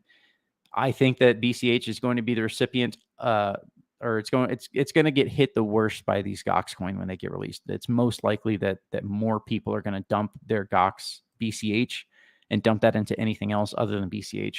Maybe I'm wrong about that. Perhaps there's some like larger rotation happening in the background, like for market makers. I don't really know. Guys, smash that like button. Just a reminder out there. Thanks, Roy. Okay, so yeah, BCH is probably going to get hit hard. We're seeing it here is writing up now on this. Oops, why doesn't that work? Okay, here we go. We're seeing that it's. All right, for whatever reason, the brush does not want to work. Whatever. BCH price is now riding this lower upper standard deviation band. This is the kind of thing you might see oscillate for a minute and then drop down, and then try and probably touch this lower area here, the lower standard deviation. Once those Gox coin wash out, that's probably actually a good opportunity to pick up some BCH. But we have a lot to talk about, so let's drop that and go to the macro here. We had some macro numbers come out, and what's happening here, guys? Tail risk is rising. Now that doesn't mean that things are about to crash. In fact, as tail risk rises, one of the very counterintuitive things is that the stock market and markets in general can continue to pump. Okay, well, actually, let me pause here and let's say MeGold 666. He says that being money, quote unquote, is the biggest market of them all. Bitcoin ditching it to become a digital real estate, quote unquote, has closed itself in a little speculation bubble. 100% spot on. The market for money, the market cap of money is vastly larger than the market cap for speculative monetary instruments. You can consider gold to be a speculative monetary instrument, right? It's a pure monetary instrument that doesn't do anything else other than be a cool shiny rock that we still use out of nostalgia. And obviously it's got some cool properties that actually do make it monetarily useful. But the market cap of gold is what, like 20 trillion maybe? But the market cap of money, what people actually use as money, is somewhere closer to 100, 200 trillion, like total global. We're talking about all fiat, all cash, all coins, all digital representations of cash and coins, like checking and money market. And then we're also talking about bonds and all that kind of stuff as well. All of that is such a vastly larger market cap than this digital real estate. That you really limit your potential if that's your narrative, that you're going to be digital gold and you don't care about transaction fees. Okay, to their credit, they say that eventually one day trademark they'll have some like plans for scaling, and they also say that Lightning is amazing and it functions so perfect, but it doesn't, and we all know that it doesn't. Anyways, yet I digress. So back to the macro. Okay, so what we're seeing here is unemployment is spiking. This is like a telltale classic sign of recession on the way. As your unemployment starts to spike, this has happened every single time. So notice this right here. 2007, unemployment starts rising into 2008. Down here, 2000, unemployment starts rising into 2001, which were 2008 and 2001 were the major crashes. So we're seeing the same pattern again. Now, the one thing that you might try to say about this is that, okay, well, we're coming from a low inflation at 3.4%, which is very, very low. And only now are we at 4%. So, perhaps this chart has a little bit extra room to breathe before it really becomes a problem. Nevertheless, we are seeing that same pattern where you get this rising unemployment, and that's happening now. The other thing that's happening at the moment is that, so we got some new interest rate numbers, new CPI numbers. CPI is now at 3% officially. That's probably like a Soviet Union 3% than an actual true 3%. Nevertheless, the way that they measure it has come down a little bit, as has the core inflation. So these are that's kind of a good sign. However, that does mean that people are now speculating that the Federal Reserve can and will lower rates. And right now, the housing market, so this is the bond chart, actually, just to be slightly schizophrenic. Let's go back. Okay, housing market in yellow here. The housing market has actually had a hard time actually putting on new gains. Usually it forms this sort of seasonal sawtooth pattern on the way up, and it's just done this for years and years and years. But we've seen ever since the top in 2022, the top of the housing market in 2022, ever since then, we've spent 2 years now where we're having a hard time. The housing market is having a hard time putting on new highs, and that makes sense because rates are so high. People don't want to take out new loans, and if you can't take out new loans, then you have low volume, and it's hard for people to pay more for a house when you're already paying so much interest. So yeah, that's a problem for the housing market, and no doubt they would like to lower interest rates, but they're really got their back up against the wall with the inflation. However, what we can see here now is ever since those CPI numbers, the speculation is already coming in on the lowering of rates. My guess is the top is in, guys. That for as far as the overall interest rates for U.S. bonds, the top is in. We're already seeing the top. That happened. Your last chance to get into a U.S. bond, since I know all of you really want to get into U.S. bonds, you're just itching to smash that buy button on a nice, lovely, hefty 5% U.S. bond. Anyways, yeah, this thing is already on its way down. That's the speculation that the Fed is going to lower rates. They probably are going to lower rates sometime later this year. And this leads us, so we talked about rising tail risk. So again, this is like, that's the headliner here. We are entering a period of rising tail risk now. The moment that the Fed starts lowering rates will be a sign to us that it's time to start getting worried. Conversely, we will probably continue to see new stock market gains and new crypto gains. Could take some time for this whole crypto, GOX thing to wash out a little bit, whatever. But ultimately, depending on when the tail risk strikes, we should probably see some new highs with crypto, and then followed by a major pullback. So, yeah, we've talked about this bond market chart so many times before. The pattern is that things will continue rising even as these bond rates start lowering, right? So like the S&P will still continue rising. And then at some point, you'll see some massive volatility in the bond market where rates drop off and then the yield curve inversion corrects to the upside. That's just what we've seen for the past 20 years. That's what we're looking at to know when to sell the market. It becomes a game of chicken in a lot of ways, because you can bet that if my dumbass has seen this, then there's a whole bunch of other slightly less dumbasses that have seen this that have big money. And that means that it's going to get front run. So we probably won't wait for this massive crash in bonds or this massive volatility in bonds before actually taking protective measures for our stack. I'll try and keep you guys appraised of that in real time. Right now, don't start running around with your head cut off. Don't panic. There's probably more gains on the way here, but especially if you hold the stock market, because this shit just keeps going up and up and up, right? Continues to go up. Some people are like, it's just NVIDIA, man. It's only NVIDIA. Like, no, it's not actually. NVIDIA has been flat. This white line here signifies the moment that I said NVIDIA is not a bubble. And maybe I'll turn out to be right, or maybe I'll turn out to be wrong. But effectively, NVIDIA is still like moving to the upside, but it does not compose the majority of what's happening with the S&P and the NASDAQ. Although, it's got a big market cap too. But yeah, I mean, things just continue to go up here with the S&P 500 and the NASDAQ being tech stocks. Yeah, I mean, I guess good for the stock bros, right? Good for the boomers, especially. And a few of those greatest generation that are still hanging on out there. But yeah, they're making money. Good for them. I don't want to see them lose all their retirement. I mean, because that means you got to take care of them, right? Like, you're going to have to spend all of your precious crypto to take care of them if the stock market crashes, goes to zero forever. That won't be a good time for anybody. Actually, you won't be able to order your Amazon stuff, or but maybe you could order your XMR Bazaar stuff, right? Maybe we could replace Amazon.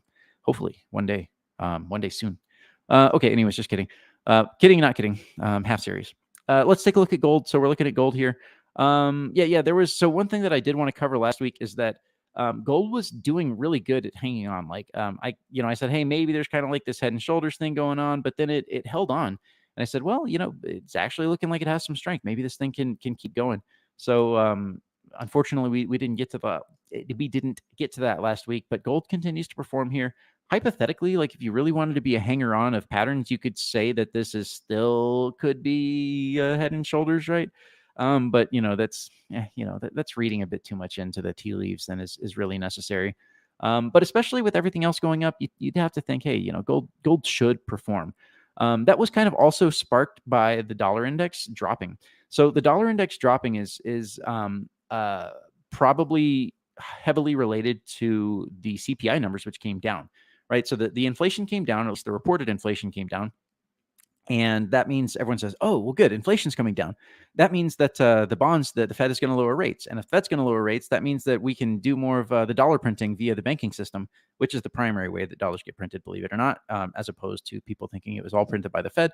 No, they just set up the system by which dollars can be printed and leveraged into existence by, well, we won't name any names, but by all of the typical players that love to take loans with the banking system, which creates new money. Which is easier to do when rates are lower. So in the anticipation of that, the speculators have said that the Dixie should go down. So they've been selling dollar index, and this has actually dropped to the downside now. So yeah, I guess I'm gonna have to say here I was wrong. We didn't actually make it to this level. The fat lady has sung on any trades that anyone might have wanted to take, getting to that level up there. So yeah, can't nail them all, guys. But it's just the dollar index. Who gives a crap about that? Last thing we'll talk about is the reverse repos. Remember, this is money parked with the Fed overnight. They get the federal funds rate for doing so. We had that big spike. I said, hey, this raises an eyebrow in terms of like tail risk, but then it came right back down. Okay. Nevertheless, tail risk is still rising in this market. That doesn't mean things are going to go down post haste. Probably things will just continue to rip for a period of time, which is kind of what happened before the events of 2020. Things pumped to the upside pretty big in 2019, and then things came down 33%. It's a good way of managing. Like if you're the devil and your goal is to try and manage things to the greatest extent possible. Let's go back here to, sorry. Wow, it's been a while. Jeez, it's been quite a while. All right, let's just go to the weekly. All right, last thing, and then we'll call it a day. Okay, so here we go. We've got the 2019 market. We got the 2019 market and then the events of 2020. Dang it. No, I just can't seem to get it together on this chart. Finally. Okay, here we go. We had this big pump on the S&P and NASDAQ. And then whatever that weird thing was that happened in March of 2020 caused the whole market to crash. But you'll notice that was, a big pump happened here to the tune of 32%. So that when things crash down to the tune of 30%, it's like, whatever, no big deal. We're just where we were last year. So that's a good way to manage like the appearance of things. So I would expect something similar, something congruent for the next tail risk event. Again, it's not here, but it's just finally starting to get a little bit to grow. Okay, so I guess that's all I got for you guys. That's hopefully should be comprehensive enough price report for today. Let me see if there's anything on my list here that I forgot. No, I think maybe a couple things. The SEC dropped its investigation into Paxos BUSD. So the coin. So the SEC apparently was like threatening Paxos and with their Binance USD and some other stuff. And then you guys are security, but then they dropped that court case probably because they're losing in a lot of stuff. Another thing that's interesting is that Coinbase put a subpoena for Gary Gensler. They want to subpoena that guy and depose him. Deposition him. I'm sure I'm getting that terminology wrong. Anyways, it's where you sit down and you say, hey, you got to answer these questions. You're under oath. We're going to record everything. And then later we can use that in court if we need to. So we'll see if the court grants. That would be very, very interesting in my mind to see what Gensler has to say in a deposition in a Coinbase lawsuit against them. Again, that's to me, in a lot of this, it's still like, it still feels a little bit like theater. Okay, cool. Maybe it's the theater that we need to pump our bags if you're, if you like to buy shit coins, altcoins, any other coins other than Monero. Yeah, so that's the price report, guys. Caught up here after a couple weeks, after getting cut short last week. So hope you guys find that useful. All right, man. Thanks as always, buddy. As always. Thanks, guys. All right, guys, like and share. We're at 110 live viewers with YouTube and X combined. Let's pump it up. Let's get it out there. Tux, do we have our special guest ready? We do. Oh, okay. I guess we'll do that next. Yep. All right, let's do it. Sounds good. Let's run it. The Monerotopia guest segment is sponsored by Cake Wallet. Store, send, receive, and exchange your Monero and Bitcoin safely on iOS and Android too. Cake Wallet is open source, and you always control your own keys.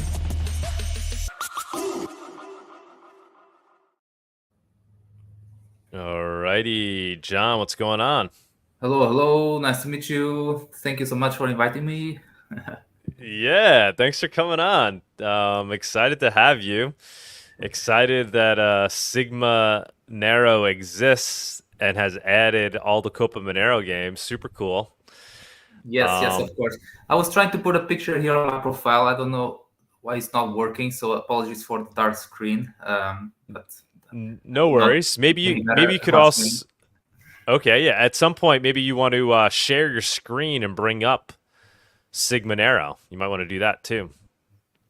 Oh, I don't think I will be able to do that right now. I'm with very limited technical means, so I'm just glad that this is working right now. So let's keep it like this. But anyone that wants to figure it out, it's called sigmanero.org or sigmanero.com.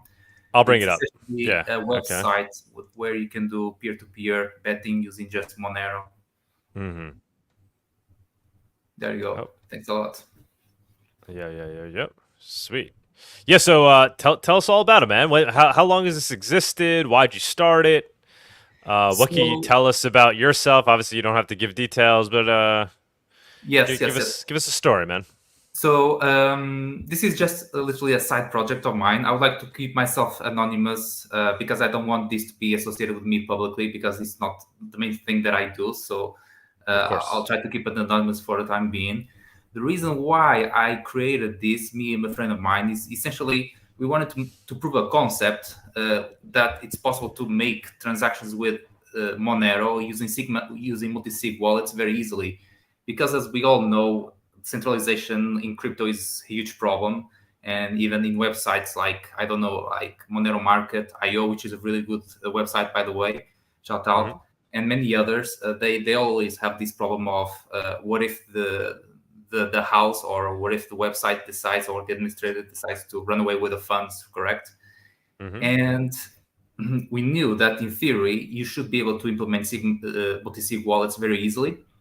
And one use case was obviously sports betting because it's one of the most simple things that you can do. You don't have to deal with goods or services in the back. It's literally just agreeing between two people what should be the bet, and then just exchanging the funds. So we just spent a little bit of time figuring out how do Monero multi-sig wallets work. And thankfully, there are very good open source libraries out there from the Monero community. So it was relatively straightforward to put this thing to work. And the concept is essentially that if you go on Sigmanero and if you want to place a bet, your bet will essentially be taken by some other user from the website. So you are not betting against the house, you are betting against other users on the website. In terms of how has it been working so far, when we launched this, I think we launched this, was it in April or May? I don't remember, to be honest. We did have some interest, especially on NBA games and NHL. And then we had a little bit more interest when the Euro 2024 started. But to be honest, right now, the interest died quite a little bit. So we haven't had that much liquidity from players. And this is unfortunate because we need players to place the bets. Otherwise, there's no action. But yeah, this is where we are. And shout out to Alessandro, by the way. He's been extremely kind to promote also Sigmanero in association with Copa Monero. And we of course wanted to add the Copa Monero games over here. So if anyone wants to place a bet, they are there to be at your service. Awesome. Yeah, I'm looking just so so tomorrow's games are Velez versus Sacramento. So I see, you have Velez here. And then the other game is Juvento versus Union. I'm totally pronouncing that wrong because I really can't see it from here. I see you have that on there, but then I see you have other ones, so that might be a little confusing. I don't know what the other ones are. Oh, because then I see you have Velez versus Club Iberete. Yeah, so tomorrow there's going to be 2 games.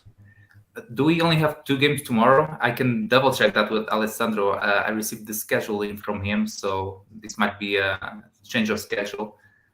So yes, tomorrow's 2 games. Yeah. So see if you can fix that just so people don't get confused. Yeah, of course. But super cool. So I love that you started this up really because you were interested in Monero multisig and you're looking for a use case to showcase that. By the way, I don't know if you're familiar with XMR Bazaar. We launched that like a couple of weeks ago. That was in the works for a long time, and a big part of that was we built Monero multisig into that as well. So right there with you, we need strong applications that are using Monero multisig and experimenting with designing different versions of it. How is yours like functioning? So how do you enter into a multisig with somebody? So let's say I wanted to take one side of the bet. Yeah. I find somebody else, I guess, that takes the other side. Then Yeah, where's the multi-sig happening? Is it happening inside the plat? So with XMR Bazaar, it actually takes place in the browser. We built it into essentially into the browser. But for you, like, where is the multi-sig transaction like taking place? Yeah, it's essentially the same concept. Essentially, you need to log in as a user so that we know to whom to send the various requests, right?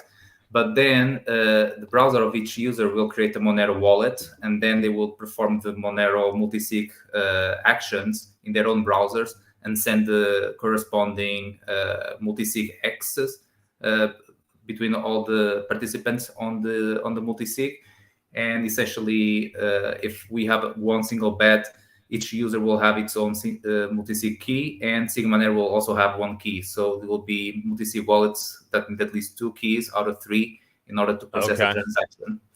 And the way it works, which is something that we still not quite good, is that both users need to be on the website at the same time for this to happen. So for the multisig generation to happen in less than 1 minute for this multisig process to complete. And this is what we found out that is the most sticking point in usability. We talked with quite a few users that we had, some early adopters, and they all said that, yes, it works, everything is fine, but if I want to place a bet and there is no one offering any bet, then I need to make a bet and leave my browser there hanging while someone decides to accept my bet, and that's not ideal. Yeah. That's hard. That's a user experience issue. Yeah. Yeah, we ran into XMR Bazaar. We've managed to Anarchios solve that. You may. Oh, actually, I guess I don't know if he's put the info out there yet on the multi-sig implementation, but yeah, it's kind of like a chat room that stays open. Everybody needs to obviously enter into the multi-sig, but they don't need to all be in the chat at the same time. But yeah, that does make it hard to coordinate. But so are you trying to figure out how to fix that then? We don't know, to be honest. Okay. One thing that we are also finding out is that people are very reluctant to part away with their XMR for sports betting. Yeah. So it looks like people that think that, oh no, I'm not gonna spend my XMR if I can use it if my XMR is gonna shoot up in price in the future. So we probably will add prediction markets to the website for stuff like elections or other events of interest, because that's probably a little bit more intellectual and people might think that they have an edge or something to prove in terms of predicting a certain episode or a certain event, and not so frivolous like sports betting. So, but we're just figuring out. This is literally a side project. And the one thing that we really wanted to show is that anyone that wants to use Monero with multisigs, it's possible to create multisigs very quickly. And that alone should add huge amounts of trust to the website that is using multisigs, because if effectively the centralized part or the intermediary cannot run away with funds, and we think that's super important. Yeah, for sure. It'd be nice to try to do like a live demo right now, but that might be you'd have to open up the betting on one of these, right? Yes. Do we have any open market? By the way, one of the things that we experimented back and forth was to open the betting for each event just 1 hour before the event, or just before 6 hours, or just before 24 hours. And we changed a lot of times to try to find the perfect balance. We did see that if we open betting just 1 hour, it helps some users, but does not help other users, because users are in different time zones and so on. So again, coordination is really hard for this to happen. Okay, yeah. Let me see if it would be possible for us to make a live betting event. It's going to be Is there a way to open up? Is there a way to open up the Copa Monero ones now for tomorrow? Should be open, no? Copa Monero. I'm seeing you're saying betting opens in 7 hours. Oh, okay. Yeah, I think there was a missed up some type of change with the scheduling recently. I know that Alison sent something for us to correct. So after this episode, we'll make sure that we have everything proper there. But right now, I don't think we should have any betting open, but we'll figure that out. Okay. Yeah, it would have been just cool if people can. I'd try to give it a shot right now to place a bet. That'd be fun. And yeah, no, very. Yeah, you tell me. What else? What else you want to say about it? Anything else? Are there any other Monero related projects you're working on that perhaps relate? No, not right now. Not right now, to be honest. But I always follow the Monero community from afar. I always think there's something very exciting that it's pretty much the obvious choice when it comes to cryptocurrencies, and pretty much every person that I talked about cryptocurrencies in general, they always talk about Bitcoin and so on. But after a couple minutes of conversations, and we start explaining that it's not that private, has many problems with scalability, with centralizations of all types of sorts, then it's almost like the default conclusion that Monero should be the future, correct? And also from a very libertarian point of view, Monero is also, of course, extremely attractive because of that. That's why we spend a little bit of time doing these projects, just to help a little bit that we can. That's where it comes from. Yeah, very, very cool, man. And you say sport betting isn't too popular. I mean, it might just be that people don't really know much about this platform yet, because and then also because of the usability issues you're talking about, because I think it is a pretty good use case. I mean, we saw people in Iberete, that was their first reason for using Monero, is they were using it to do sport betting, to gamble on football. So I think it actually is a pretty good use case. Obviously, you just need to solve the user experience, which is hard to do with the multi-sig and the timing and whatnot. But I think it could certainly be solved. And I could see some real demand there. Yeah, could be also an issue of network effect, because even if we leave everything as it is, if we have many users on the website, then the odds that there will be always a user offering, always a user accepting a bet, would make the usability of the website more seamless and more fun. Maybe we could somehow coordinate with XMR Bazaar, right? Because we're really trying to focus on that, make it a platform where there's always people there. Maybe there's some coordination to be done there. I don't know, just throwing an idea out. Yeah. But I remember what I want to say, what I want to add. So we added a small feature when someone is creating a new bet to ensure that they know with whom they are going to bet. And the reason behind this feature is that, suppose that you don't know, that you don't trust Sigmanero at all, that Sigmanero is not going to have 2 keys instead of 1, and so on. What if you could ensure that you are making a bet with someone that you know? You can do that with Sigmanero. Essentially, you create a private bet. You share the link of the private bet with a friend that also has an account on Sigmanero, and basically that will put you in contact with each other, and will mean that each one of you will have 1 key and Sigmanero the 3rd key. And the good thing about multisigs is that you can see the address of the multisig for all the users. So you could confirm very quickly that the new address that you got for the multisig is indeed a multisig, and your friend would have a key. So it would be impossible for Sigmanero to have more than 1 key. But maybe this was a bit overthinking of features, but yeah.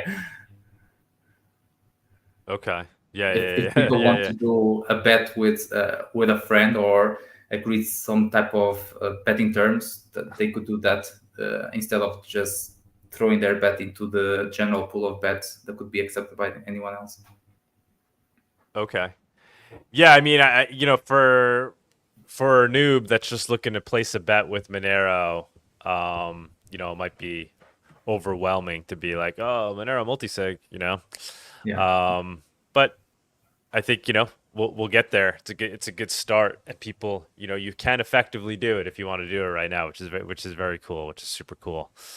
So yeah, I would try to get those things open as soon as you can, and people can, maybe we could get some people to quarantine. It's really the timing issue of getting people. So maybe people can find each other on Twitter, like, hey, anybody want to bet? Like find each other outside of the platform, coordinate there, and then you go on to Sigma Monero to do your betting. Could be a good way to do it. Yeah, absolutely. Yeah. Awesome, man. And yeah, we could put that, maybe remind people in chats or something. So yeah, let us know definitely as soon as you make it live. Absolutely. I could tweet it out, it's betting is open and live on Sigmanero for tomorrow's 2 games. Yeah. Find people that are willing to take the other side of a bet on Twitter, and then go on there and place your bet. Maybe Absolutely. I'll just check with Alessandro what are the dates or the times for tomorrow's games to make sure that everyone is betting on the right match. But yeah, okay. And I'll give a shout.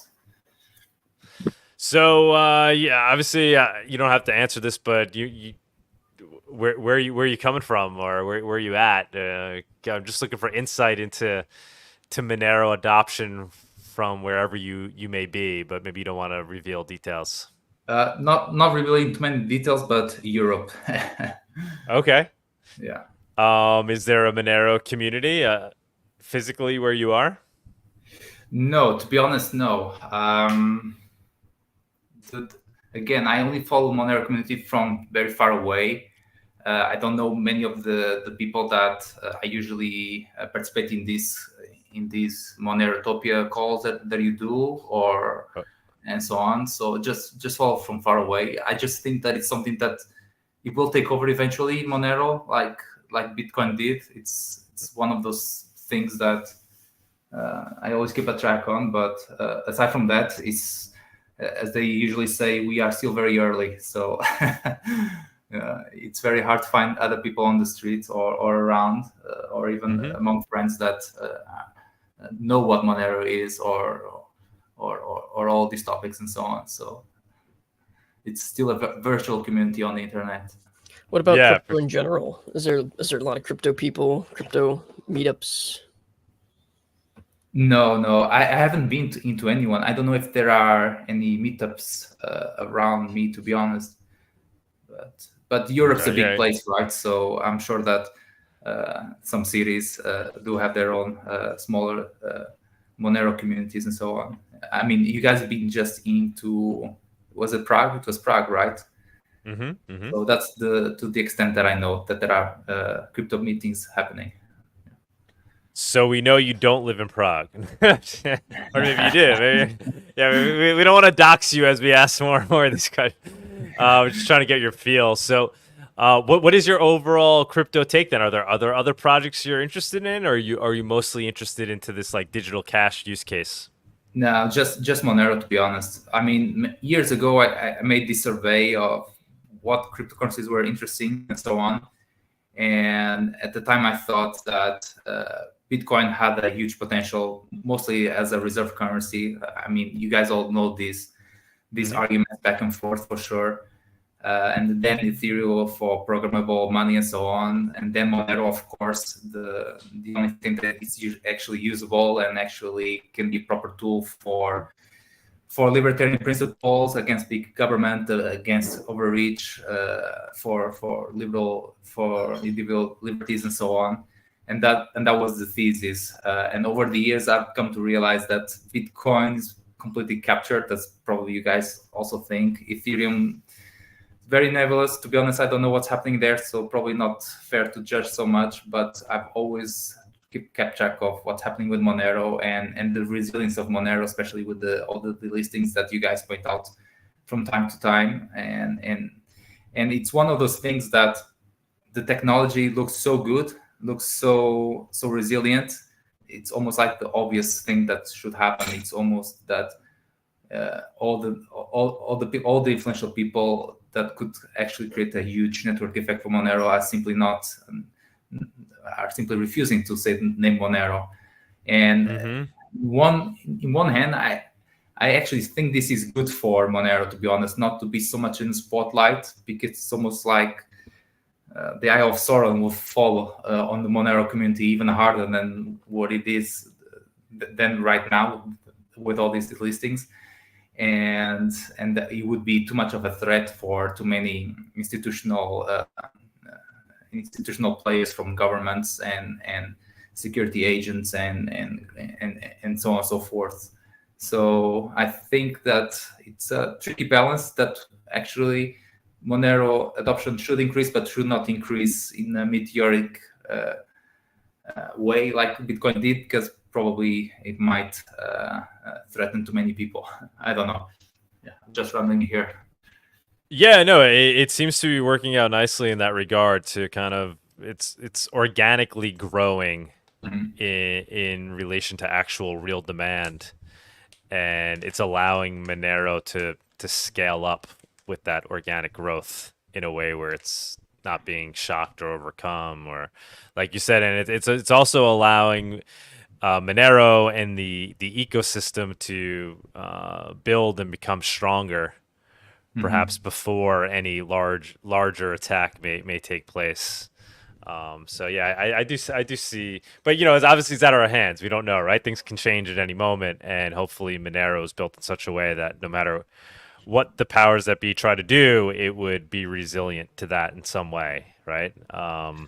It's anti-fragile. We're hoping, right? I guess we've been tested in various ways, but we only truly know once we're fully attacked. Yeah, and another thing is that at this stage, the actions of individuals, of each individual, matters a lot, right? Because it's so early stage. So small things like Copa Monero, they do matter a lot. Small things like Sigmanero, they do matter a lot. And exactly. So we have a outsized impact on the eventual evolution of events so far. That's why we spent some time doing this small project. Yeah, it's a way to contribute to the community for sure. Even just the fact that you're pushing technology ahead with regards to multi-sig, experimenting with it, all those good things. What would be your general advice to the Monero community? Perhaps people that haven't been around as long as you have, that are maybe a little bit more noobish, things that they should do or could do to help Monero and the Monero project in general grow? Well, besides talking with friends and try to explain Monero, I don't know if I'm the best person to come up with really good advice. So every time that a friend marries, I usually gift a little bit of Monero just as a joke. So that usually gets them to play with Cake Wallet and so on. So small things like that. But aside from that, I think it will be where Monero is most useful, that it will have more impact. So in places like Argentina or Nigeria, or places with lots of hyperinflation, it's where the adoption is going to come from. It's where people are going to wise up what are the right solutions for the problems, and then only later on, where we're going to have mass adoption of Monero and so on. Then things should be out of our hands, out of our control. So I don't know if it's a good idea to spread this too much. How can I say, in official capacity in everyone's lives and job, because Monero is still so much associated with bad things, unfortunately, that people might still get a lot of negative social points, let's say, for mentioning Monero too much. I don't know. That's one of the reasons why I also don't want to be publicly associated with Monero in general, because it's still too early. As you can see, I've taken the complete opposite approach of that. Yeah. As you can see. Absolutely. But I guess it also depends where you're from and where you're coming out of, right? You know, although I'm in New York in the U.S., where Monero is completely legal here, nothing illegal about it, but it's not listed on any exchanges in New York. So, but yeah, no, I'm out there. I mean, I freaking ran for Congress in 2020 with, you know, as the pro Monero candidate. So. I can't possibly be any more public about it. My take is that we need to be out there publicly so that we can make sure it's properly being framed and perceived. Because if not, they will frame it as they wish. And obviously, we know they want to frame it as a tool that's used by terrorists and whatever it is. Whereas we know the true framing is that it's a tool that will liberate all of humanity if it can grow.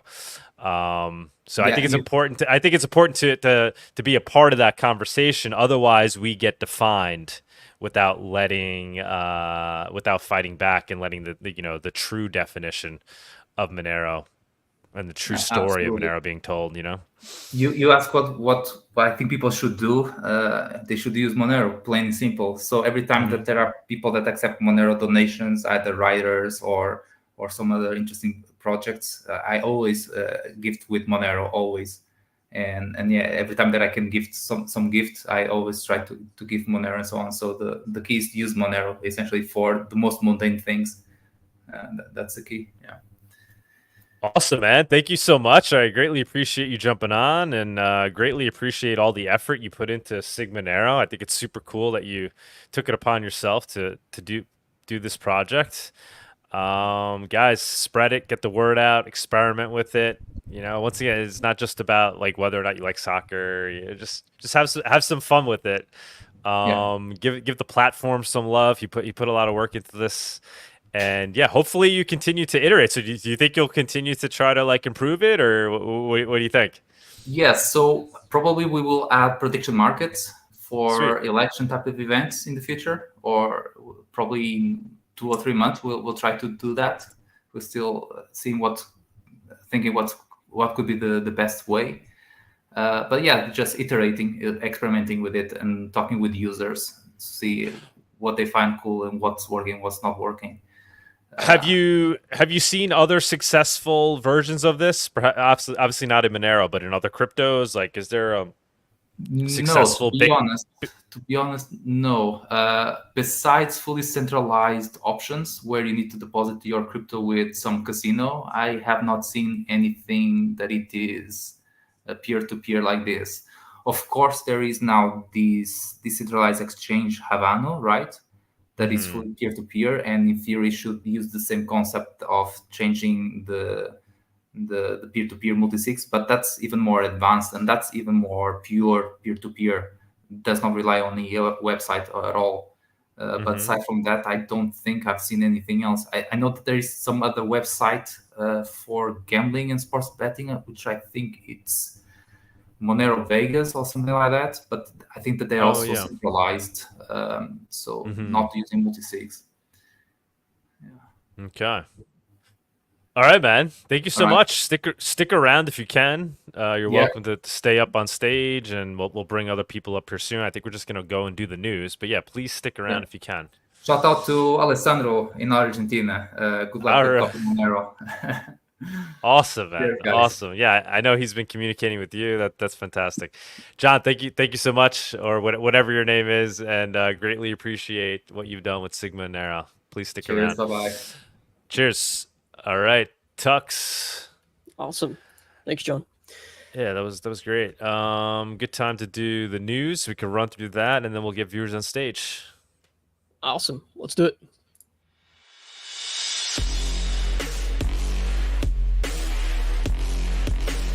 The Monerotopia Weekly News segment is sponsored by WizardSwap.io, a non-custodial cryptocurrency exchange.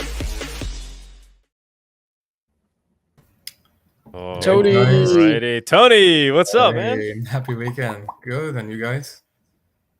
Good. Chilling. living life on the front lines of Monero. All How you right. doing? We haven't had you on in a while. You've been off the radar a little bit. Yeah, I know. It's just like moving, like all kinds of stuff. Yeah, but Okay, good stuff. good stuff. Yeah, All good right, stuff in good. general. Yeah. All right, well, happy to have you back on. Fantastic to have you. We got 127 live views right now. Guys, keep liking and sharing. Let's get the word out. Totally accurate. Totally. I don't know. I think maybe they re-altered it now. I don't know because I'm looking on just Twitter. We have, or X. We have 92. So yeah, I guess those are right. Those aren't 92 people that are actually in the room. We think those are just people that have watched it at some point today. Yeah, most likely. Come on, Tux. We could Killing me just over pretend. Yeah, let's pretend. 92. There's 92 live. Like I said, when you see versus, so right now compared to all the other spaces that I have in my X when I open it up, we have the most by oh no, I see somebody with 100 actually. Oh wow, we have 54 people on Twitter. Wait, hold on. Twitter's showing me 90. Oh wow, that's Yeah. good. No, but yeah, it's good, but you know. Well, Twitter's doing good. I was actually thinking the one time when Monero was getting attacked, and then we had the most amount of views on YouTube. Probably like, yeah. But that's also, I think, coincided with when X changed their algorithm. So we were like, we have thousands of people. But yeah. Yeah, that was interesting. All right, Tony. But yeah, take it away. Let's do the news. I know there's always a lot to discuss, and then we'll get viewers on stage. We'll get people up. Yep, we do have quite a little bit. So, all right, first things off, we're going to talk about the AT&T incident. So essentially, hackers stole call and text records for nearly all AT&T customers, which is really, really bad. And then the FBI wanted to push it off for a little while, and I guess the Biden administration, and not immediately tell people what happened. Why? I don't know. Maybe because they wanted to spy a little bit more before they made it public. That's not entirely sure. But yeah, that's pretty bad. So, and obviously not just AT&T customers have been affected. AT&T customers can text, whatever other customer. So basically, a lot of Americans got their text leak, calls leaks, and everything. So this one was a pretty bad one, to be honest. Really, really bad. To be correct, I believe it was just the metadata, so like who you texted and who you called, but still not great, right? Still, but regardless of that, SMS, regular text messages, they're not encrypted they're not unencrypted. The authorities can see them if they want to. Just a friendly reminder. Yep, they can do it anyway. So, yeah, but this time it wasn't the authorities. This time it was a hacker. So it's interesting, but. Yeah, pretty bad. Somebody said yes. John Doe said yes. It didn't include text content, just metadata. Yep. Still pretty bad. Now this is pretty cool. So with the release of the XMR signer software just around the corner, XMR Street just started to lay the foundations for a model that anyone could use to manufacture using a 3D printer. So with no external dependencies, which is really awesome. He said on July 8th, give me a little more time, and I'll add other models as I go along. So that's really exciting. That's really, really cool. Now let's talk about the German government's Bitcoin sell-off, which may have come to an end as a wallet emptied. Quite a lot of Bitcoin. As far as I know, 50,000 Bitcoins worth at over 2 billion, and then they used a couple of exchanges to sell it off, and they seized it in January from a film piracy website called Movie 2K, and it just makes me feel like, what are they gonna do with all that money? Because that's a lot of money that they seized, and latest they used Kraken to sell over $223 million worth of Bitcoin. So this one was interesting as well. But yeah, allegedly on Friday, the balance, the crypto wallet has reached a balance of 0. So I guess they sold it all off. Not so unconfiscatable. Although I think we have in the news as well Monero that was sold off by a government. When you'll get there. Oh, here you go. Yep, which is actually the next one. So, yeah, so let's discuss this one actually. So this is the first UK case in which the police seized Monero and actually converted it to cash. It's not a lot, not 2 billion. It's more, I think, $19,000 worth of Monero. So essentially, this guy Finney, Jack Edward Finney, he was a drug dealer. He was caught, and then he was forced to hand over 23,000 pounds, which is like $29,000, $19,000 worth of Monero. So he was kind of smart enough to use Monero, and then he was also forced to sell his Suzuki Vitara SUV. Yeah, so all his stuff had been sold and handed over to UK authorities, and then took Monero. First time that they actually converted it to cash. And also, what's to say from this article is just the fact that they wrote a little bit about Monero. They said that Monero is a cryptocurrency known for its privacy features. Unlike Bitcoin or Ethereum, or all of them really, Monero hides transaction details and user addresses. This makes it a popular choice for dark web transactions, but also creates challenges for law enforcement. Yeah, I mean, we've been saying on the show recently that there was rumor that a lot of governments are not selling Monero back onto the market if confiscated, and here we see that they actually did sell it. So I don't know where that information was coming from. Maybe just in maybe some governments are deciding not to put it back on the market. I think it was even the UK where we had seen news that they were looking to move towards a policy where they wouldn't be putting the Monero back on the streets. So interesting that isn't what happened here. So also to note, so the Monero wasn't hacked. It wasn't seized for hacking or working with exchanges. Finney, the criminal, did it himself. So he transferred them to investigators to do a confiscation order. Yeah, so I guess it's the first of its case, which is they're keeping that Monero. They ain't getting rid of it. They're keeping it for their own use. Well, no, but it did say that they sold it, right? This one they actually sold, I guess. Wink, wink. Supposedly, yeah, exactly. So I mean, it was interesting because we were hearing this policy that they weren't going to be putting it back on the streets, but by them doing it, they're giving it credibility, right? They're sanctioning it. They're saying Monero is it's legal. We're auctioning it off out to society. It was big when the U.S. government first did that, right? Back in the day, that was kind of a big moment.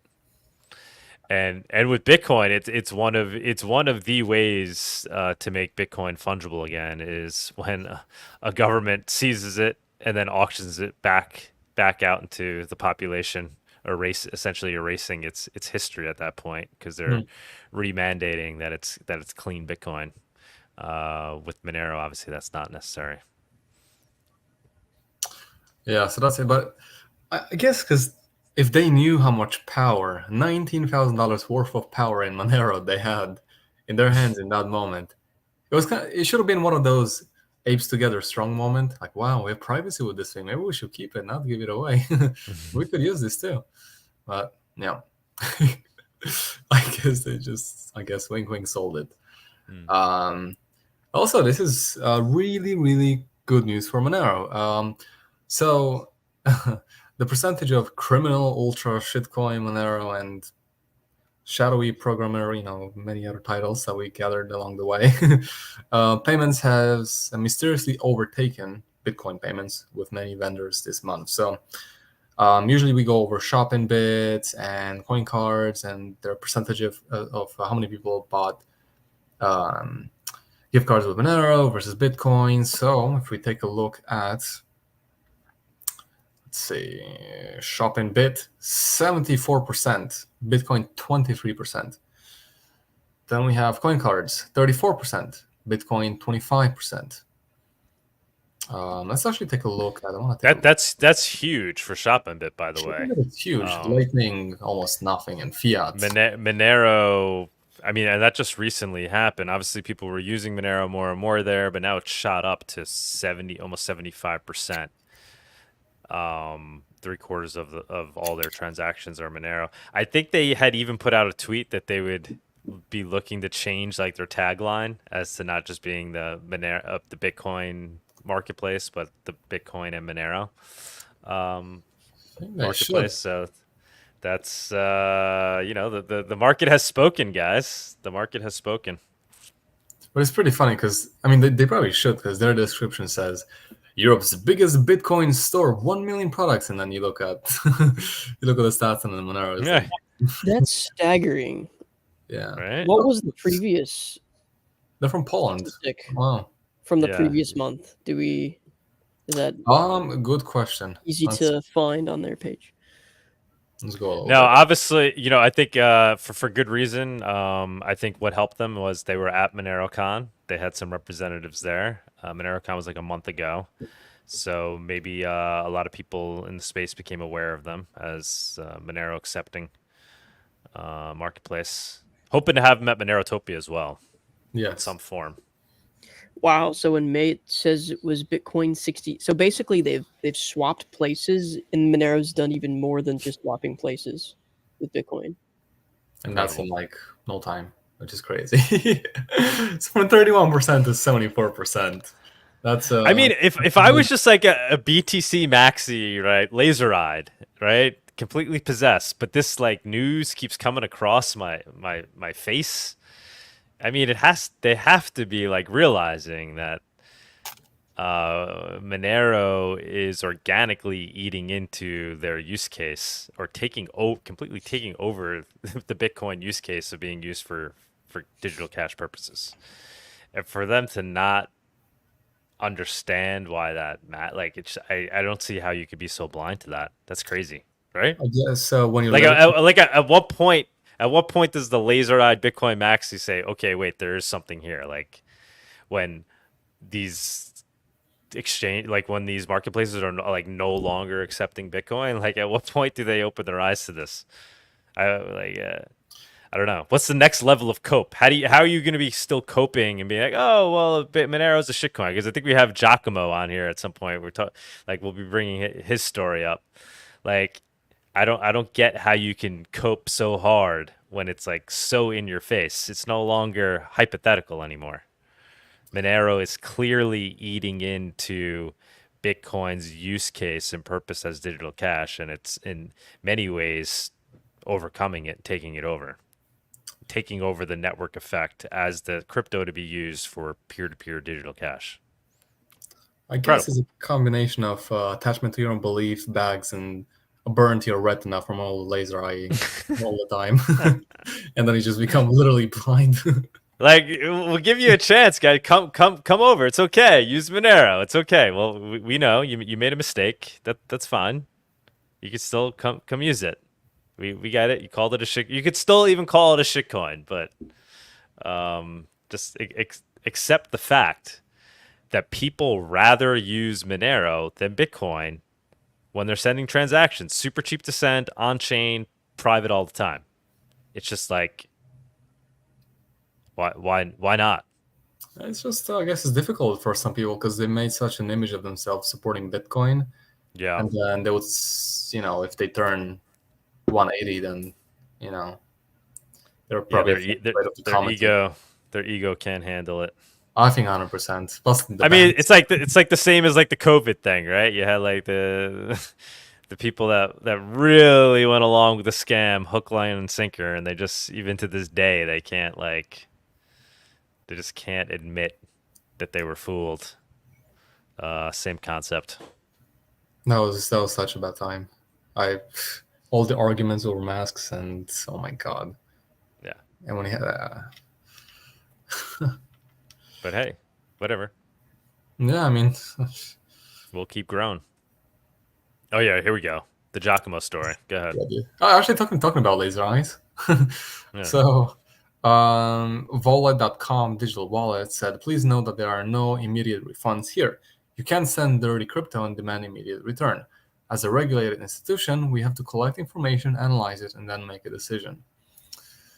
Now let's watch this short video that many of us have seen before from the paper vigilante said, laser eyes don't give a fuck because the only thing they want is $1 million in his JP Morgan account. True. That's true. Yeah. This over quick. And in the worst case, if everybody has to go to a central service to check if their Bitcoins are valid, or if they aren't, they have to sell them at a discount, all that kind of thing.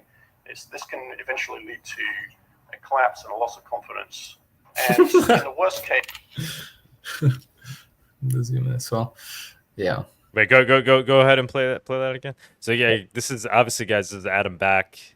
Some people think he's Satoshi. This was, I think, in like 2013. Yeah, a long time. Where he's giving a presentation on Bitcoin and talking about basically at that time, the one thing he's very concerned about, which is admitting at that time, Bitcoin is not fungible and it's an issue, and it's a major issue. Go ahead, Ray. Go ahead. In the worst case, if everybody has to go to a central service to check if their Bitcoins are valid, or if they aren't, they have to sell them at a discount, all that kind of thing. This can eventually lead to a collapse and a loss of confidence. And that's a huge thing. It's a huge thing. Yeah, and Satoshi, Adam Back, or maybe part of the Satoshi crew, or was aware of this very early on, that Bitcoin's lack of fungibility will catch up with it, and there'll be a loss of confidence. Right? People will no longer trust and be able to use it as a medium of exchange if, when they go to exchange it, it's questioned. When your Bitcoin is treated differently than anybody others, it's no longer functioning as money. When you take $100 bill out and you use that to pay somebody, he does not question you and ask you where it came from. He has no means of looking into where it came from, no means of treating it any differently than any other $100 bill. And you need that to have a functioning money. Otherwise, there's too much friction in the system. It's the medium of exchange needs to be able to flow completely fluidly without anybody being able to treat any unit different than any other. It's kind of like, say, if you had a $1 bill and it was used by Trump or whatever, it wouldn't be at $1, like valued at $1, it'd be much higher. Or say, if Biden used it, then it will be much lower. Yeah, so fungibility is huge in a currency. If you want to have a currency that is used by everybody, it has to be fungible. Like, that's the biggest thing. Because if not, you're just going to run into a lot of issues. But I guess it's one of those things when something is not a good product over time, it's going to collapse. Mm-hmm. People are not going to use it, but it's going to be interesting. Really curious where Bitcoin is going to be in the next 10 years. Mm-hmm. Yeah, or by 2030. Yeah. Untraceable posted this because it was in response to the tweet that's under it that he was quoting there. I don't know if you have that as the next story. Yeah, go ahead and. Yeah, no, let's go. Okay, wait. Click on that tweet. Yeah, and then scroll all the way up. So, are you blocked? Am I blocked? Wait, who You're blocked blocked me? by Giacomo. Oh, that's awesome! Really? So you can't pull up his tweet? Oh my god! Or it's possible that he's maybe withdrawn from the thread, or Limits who can. No. I just looked it up because I was just. I hadn't had the moment to read it yet. I was like, let me actually read what happened. Yeah, no, it's up there. No, it's like, can so you basically, yeah, we don't see it. We can't see it. You're blocked, I think. Oh, so I'm blocked. Interesting. No, I didn't even talk to this guy. They probably withdrew because you can do some things, like you can hide your posts from somebody else. But I'm looking at it right now though. Okay, can you bring it up, Tux? Oh, that is weird. Let me see. What's I mean, this is just one who posted the top one that you can't see posted that. Giacomo. Oh. So at Giacomo, Giacomo Zucco. Or I can bring it. Let me see if I can bring it up. I've never even talked to this guy. Yeah, send me the link if you have it. Like, it's just posting about Monero did it.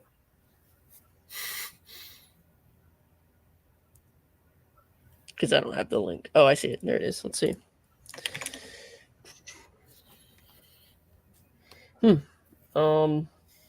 Yeah, I see it. That is very. Yeah, man. I guess you got blocked. That's weird. He blocks people all the time. Yeah. Tony Well, probably I can like see it. So responded. let's take to a look some before I comment. get blocked too. Yeah. He had me blocked for a while, but then I got him on the show that time, and he unblocked me. Oh yeah, I am blocked. Yeah. Yeah, you're Oh, blocked. wow. Confirmed. Tony's been blocked. You've been stopped. Shit's going on. He's a shit's going on. All right.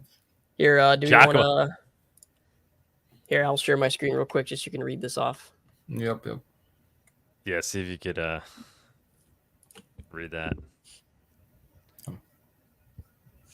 Alert at Volet.com seems to be stealing user funds. Details: while I dislike and generally avoid KYC off-ramps, preferring P2P exchange whenever it's feasible, for reasons of convenience, I did use this one on a few occasions. The first few transactions to fund a USD MasterCard went fine, but a few weeks ago, their support desk refused to credit a couple thousand USD worth of Bitcoin deposit, and they are currently refusing to give me back my money either. The condition they require in order to return the loot is an impossible chain anal challenge, giving them on-chain proof of origin of any single output involved in the TX graph of my funding transaction. My suspicion is that the task is intentionally designed to be impossible to comply with in order to rug pull users. I'll keep you updated in the coming weeks. Monero fixes this. Privacy at the base layer, yes sir. Idiotic nonsense. Don't promote the things here, sir. There's multiple things to be said there, right? So like, looks like he got like flagged, right, because he had suspicious Bitcoin, right, because of the history of the Bitcoin he sent. But you know, if they're blanket just asking everybody to do proof of funds, then obviously Monero is susceptible to that as well, right? If they're saying, if they have really weird, if they're intentionally trying to make it impossible to comply, then you know that's right. That's If it's that they're flagging him because they did trace his Bitcoin and they see it's suspicious, and that's why he's having to go through these extra steps, then yeah, that's the freaking problem there. It's not fungible, and it's allowing exchanges to treat some Bitcoin differently than others. But yeah, if they're blanket asking everybody for proof of funds, which I don't think is the case, right? They're obviously that's what Giacomo's trying to hint at, but I don't think that's the case. I don't think they're blanket asking everybody for proof of funds. Yeah, it's more likely his BTC is he's got some bad boy BTC. That his he BTC deposited. was flagged. Yeah, otherwise the service wouldn't function at all if they were just asking everybody for proof of funds. Exactly. So right, what else we got? But yeah, that was just, you know, like I was trying before, like, yeah, I just don't understand the cope, right? Like somebody commented Monero fixes this, and like his response is like, no, you're a shitcoiner. Yeah, so whatever. What else we got? Okay. This next one is really important too. So, unstoppable swap, secure, private, trustless, and easy to use XMR to Bitcoin atomic swaps. Hell yeah, we have submitted a CCS funding proposal. So for the next 6 months, they are going to... so the project mostly consists of 4 parts: a command line utility, a command line interface, a graphical user interface, and a command line utility for hosting a rendezvous point in the decentralized discovery network. Essentially, Binary Baron and Einliter Flasche are 2 Monero enthusiasts from Berlin and both computer science students. They've been excited about XMR to Bitcoin atomic swaps since the commit team started development of their prototype. Binary Baron has contributed to the project since its early stages, while Einliter Flasche joined later on. So they've been working on this for quite some time, for the past 2 years, and they've done quite a bit of work on XMR to Bitcoin atomic swaps. Yeah, so guys, make sure that you go and support, feedback and everything, because this is really, really important. We need as many off ramps as possible, and yeah. So this one is interesting. Then we have, so we have 2 more, and that's it. Okay, so This one is from Chapter 3, Build the Greatest Economy in History. And under number 5, Champion Innovation, they wrote, the Republican Party, the National Committee wrote crypto. Republicans. Yeah, this is about basically the National Republican Party putting out their new platform, right? They're adopting or updating their platform. It's basically, this is Trump's platform, and it's because Trump is obviously the front runner and the favored and the presidential candidate. It is the default platform of the entire National Republican Party, and I can't read it from here, but there's some interesting things on it. Tony, I don't know if you could see it. Obviously, the crypto one is the most poignant.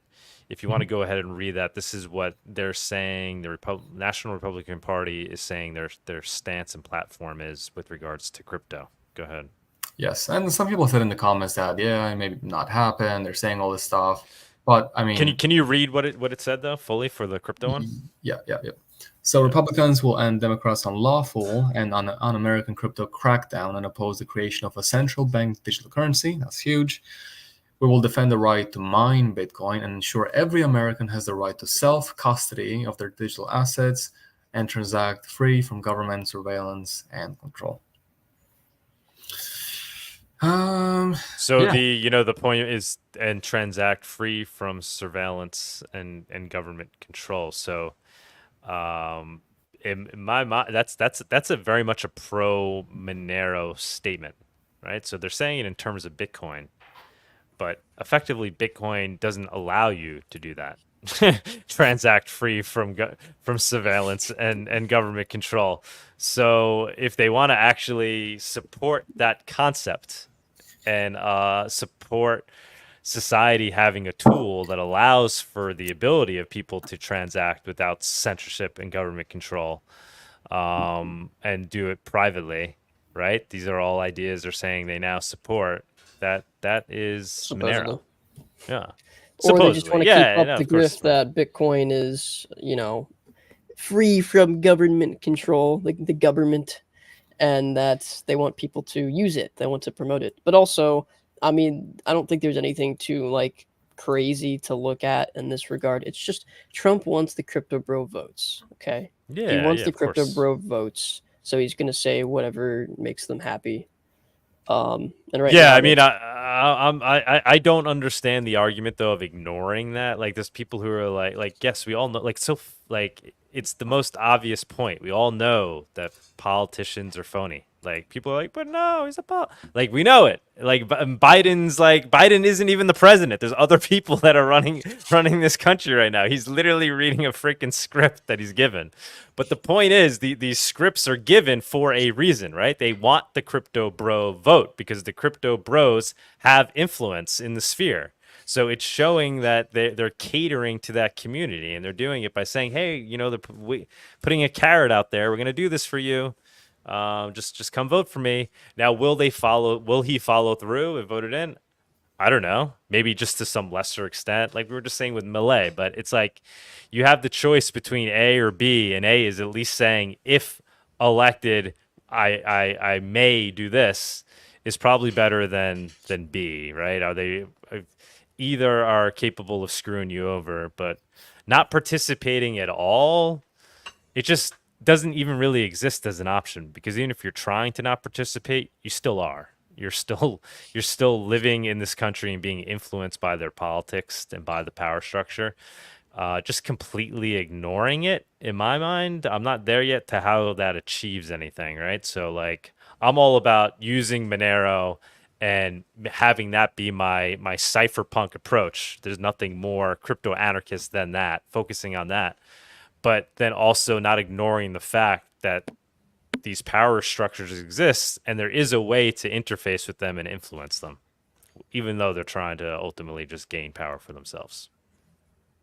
The language in that little part is interesting, though, and I hope that does actually relate to, they're not just trying to use that to purely protect Bitcoin and create this kind of portray the false consensus that a lot of people have that Bitcoin's, free of government controls, but that that language would actually protect privacy coins. But we'll see what happens. I honestly don't think I don't think Trump or his admin would really care to even like put a stop to any kind of crypto stuff. Like he didn't care about it that much before, but he never seemed that like he was really against it. He just cares about the US dollar and like the US dollar's performance mostly, but whatever. Interesting to see. I mean, it's a much better policy than the Democrats' policy, right? The Elizabeth Warren it's policy, still a great right? I mean, improvement. Jesus Christ. I guess at this point I'm just pretty narcissistic or not narcissistic, but black-pilled on pessimistic and black-pilled on federal government to federal elections. But I will say this is funny. Recently, and you can pull this up if you want to. So Trump was announced to be speaking at the Bitcoin Nashville conference, which I think says a lot more about him than about Bitcoin itself. But of course, he's like the headliner, like the main headliner now. Yeah, and then also Edward Snowden, who we tried to get to speak at Monerotopia remotely, and we were going to pay him thousands of dollars. Didn't want to participate in that, but he'll speak at the Bitcoin conference. Yeah, of course, to get paid to say. And they're probably paying him a lot more, to be fair. To give generic, vague suggestions about privacy and the base layer and whatever, you know. Yeah. He's a great speaker. He really is. He's great at explaining the importance of privacy and explaining, the importance of these concepts of free speech and whatnot and fighting against totalitarianism. But he just, for some reason, really comes across as phony when he refuses to mention the M word. Although I think I have heard he has mentioned it recently, so maybe I shouldn't be so hard on him. Okay. That's it really. The last thing that I wanted to mention is to support Copa Monero. Just to improve the stadium, increase the XMR prize, and it's just an amazing crypto event. So make sure that you support and you donate. And other than that, that's it for the news section for this week. All right, man. Thank you so much, Tony. Great job. Okay, thank you. Good job. Thanks as always, Tony. Glad to have you on. Thank you, guys. Good to hear you too. I'm bringing up this the national. Yeah, so you got Donald Trump, you got RFK Jr. So yeah, they're all going to cater to the Bitcoin community. Michael Saylor, Cathie Wood. I mean, it's kind of funny, right? So like when you look at this, it is kinda, it's like a who's who of government people. Yeah, it's government like bankers, it's big money investors like Michael Saylor. It's like literally showing you the people that are looking to coordinate behind the scenes to co-opt it. We got Donald Trump working with Michael Saylor, and Cathie Wood to see if we could co-opt the Monero community. RFK jumping in there. Yeah. And I'm on there somewhere all the way at the bottom. Oh yeah? Yeah. Okay. Oh shit. Did we mention that already? That's important. Get the word out on that. Just for silent payments, doing a demo there. That's super cool, man. Super cool.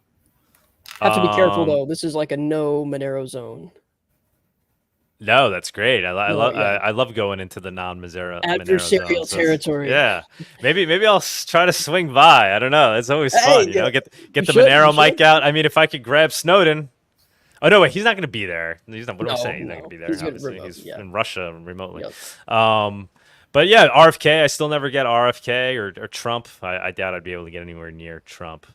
But RFK, maybe I can get near. Yeah. Huh. Who else is going? Is Cake doing anything there? Or no? There. Oh, we sponsored. We're just going to. I don't even know if we're going to do a booth or a table or not. We're just presenting. I'm presenting silent payments with one of our devs, Raphael. That's mostly it. Very cool. Yeah, obviously it'd be good to focus on silent payments for the Bitcoin audience.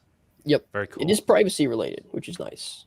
Yeah, and it brings them into the tent, right? Brings them into the 10. And then as they're using Cake, right, and using silent payments, they start to wonder, why don't I just use something that's private by default all the time? It's right here, just another button. Start using Monero. Yeah, I mean that's kind of what Vic's part. He's very much a part of like multiple crypto communities, but he knows that bringing people into the Cake ecosystem, it's like, okay, well, Monero is like the top coin when you go to create a wallet. So anyone starts using Cake Wallet for Bitcoin or other coins, it's like, well, it exposes them to Monero. There's not a lot of wallets that support Monero, right? Most of the mainstream big wallets are like Bitcoin, Ethereum stuff. So. Alrighty, man. Let's bring up the viewers. Let's do the viewers on stage. All right, let's do it. It's the Viewers on Stage segment. It's that time where we invite you, the viewers, up on stage to comment on anything you've heard so far today, ask the guest a question, or maybe talk about one of the news topics. Come on down. I'm just pulling everybody up. Hello. So hello. Hey guys. Hey gentlemen. Welcome. A couple of things real quick. Biden and the Democrat team could actually pull the rug, could rug pull every other candidate. They could rug pull Chase Oliver because Chase Oliver says that he'll free Ross Ulbricht. He could rug pull Donald Trump because Donald Trump said he would free Ross Ulbricht. And he could rug pull RFK, who said that he would free Ross Ulbricht if it was found that he was a political prisoner, which obviously he is. So Biden, the administration right now, could rug pull one of the big things from all of their opponents, or right now. Biden should speak at the Bitcoin conference and just say that one line and free Ross on stage, and that would be it, and just walk off. That would be interesting. But there is People be like, what do we do now? We gotta vote for Biden? Jeez. He doesn't even know what Ross Ulbricht in prison for. He's just like, yeah, free him. I'm already voting for Biden. That's not how politics actually works, though, because the thing is you need to maintain the existence of contentious issues. Right. And then the other thing is like the minute that you do something like a rug pull, you actually free the person. Once it's done, that crowd just moves on to another thing, and they look for the person who takes the right side on the next contentious issue. So it provides literally zero advantage. And I think one of the reasons why a lot of the things that Trump ran on that he was supposedly going to do that never actually happened is because you got to maintain that contentious issue. And that's one of the reasons why you have this deep state network of all of these bureaucracies that do the enforcing for you. But on the flip side, like what Doug was saying earlier, that kind of connects to this. I mean, wouldn't it be great to have, for example, Millet go to like the soccer tournaments or whatever? What we have to remember is like you've got this one guy and then you've got his team, and all of them are just like drowning in shit to do all day. And eventually you just like kind of turn your brain off and walk away because you can only spend so much time in the day trying to approach every issue. And then the amount of attention you invest in it, that reduces your ability to multitask.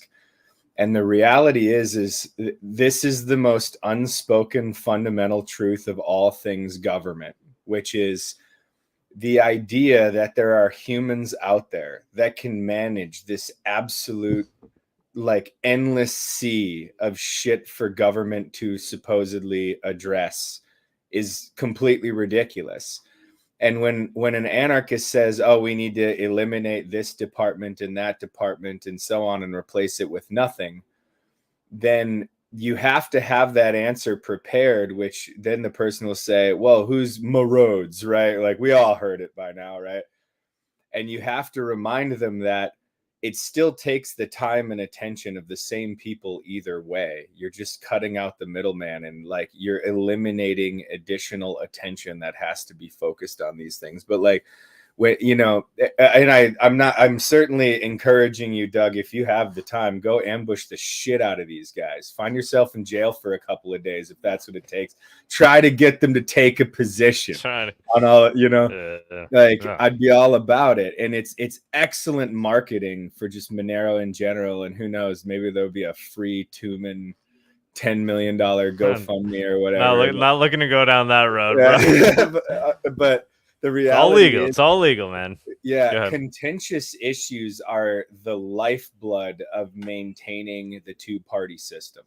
Without the left versus right contentious issue kind of going back and forth like halfway between, it's basically a tennis court. They're like batting it back and forth to each other, and then the ball is technically in their court and they can score points and the other person is on the defense, and then it switches around. We're actually in a stage now where, after backpedaling for a while, the right, quote unquote, is going to be now on the offensive, and the left, quote unquote, will be on the defensive, because that's the never ending pendulum of tyranny.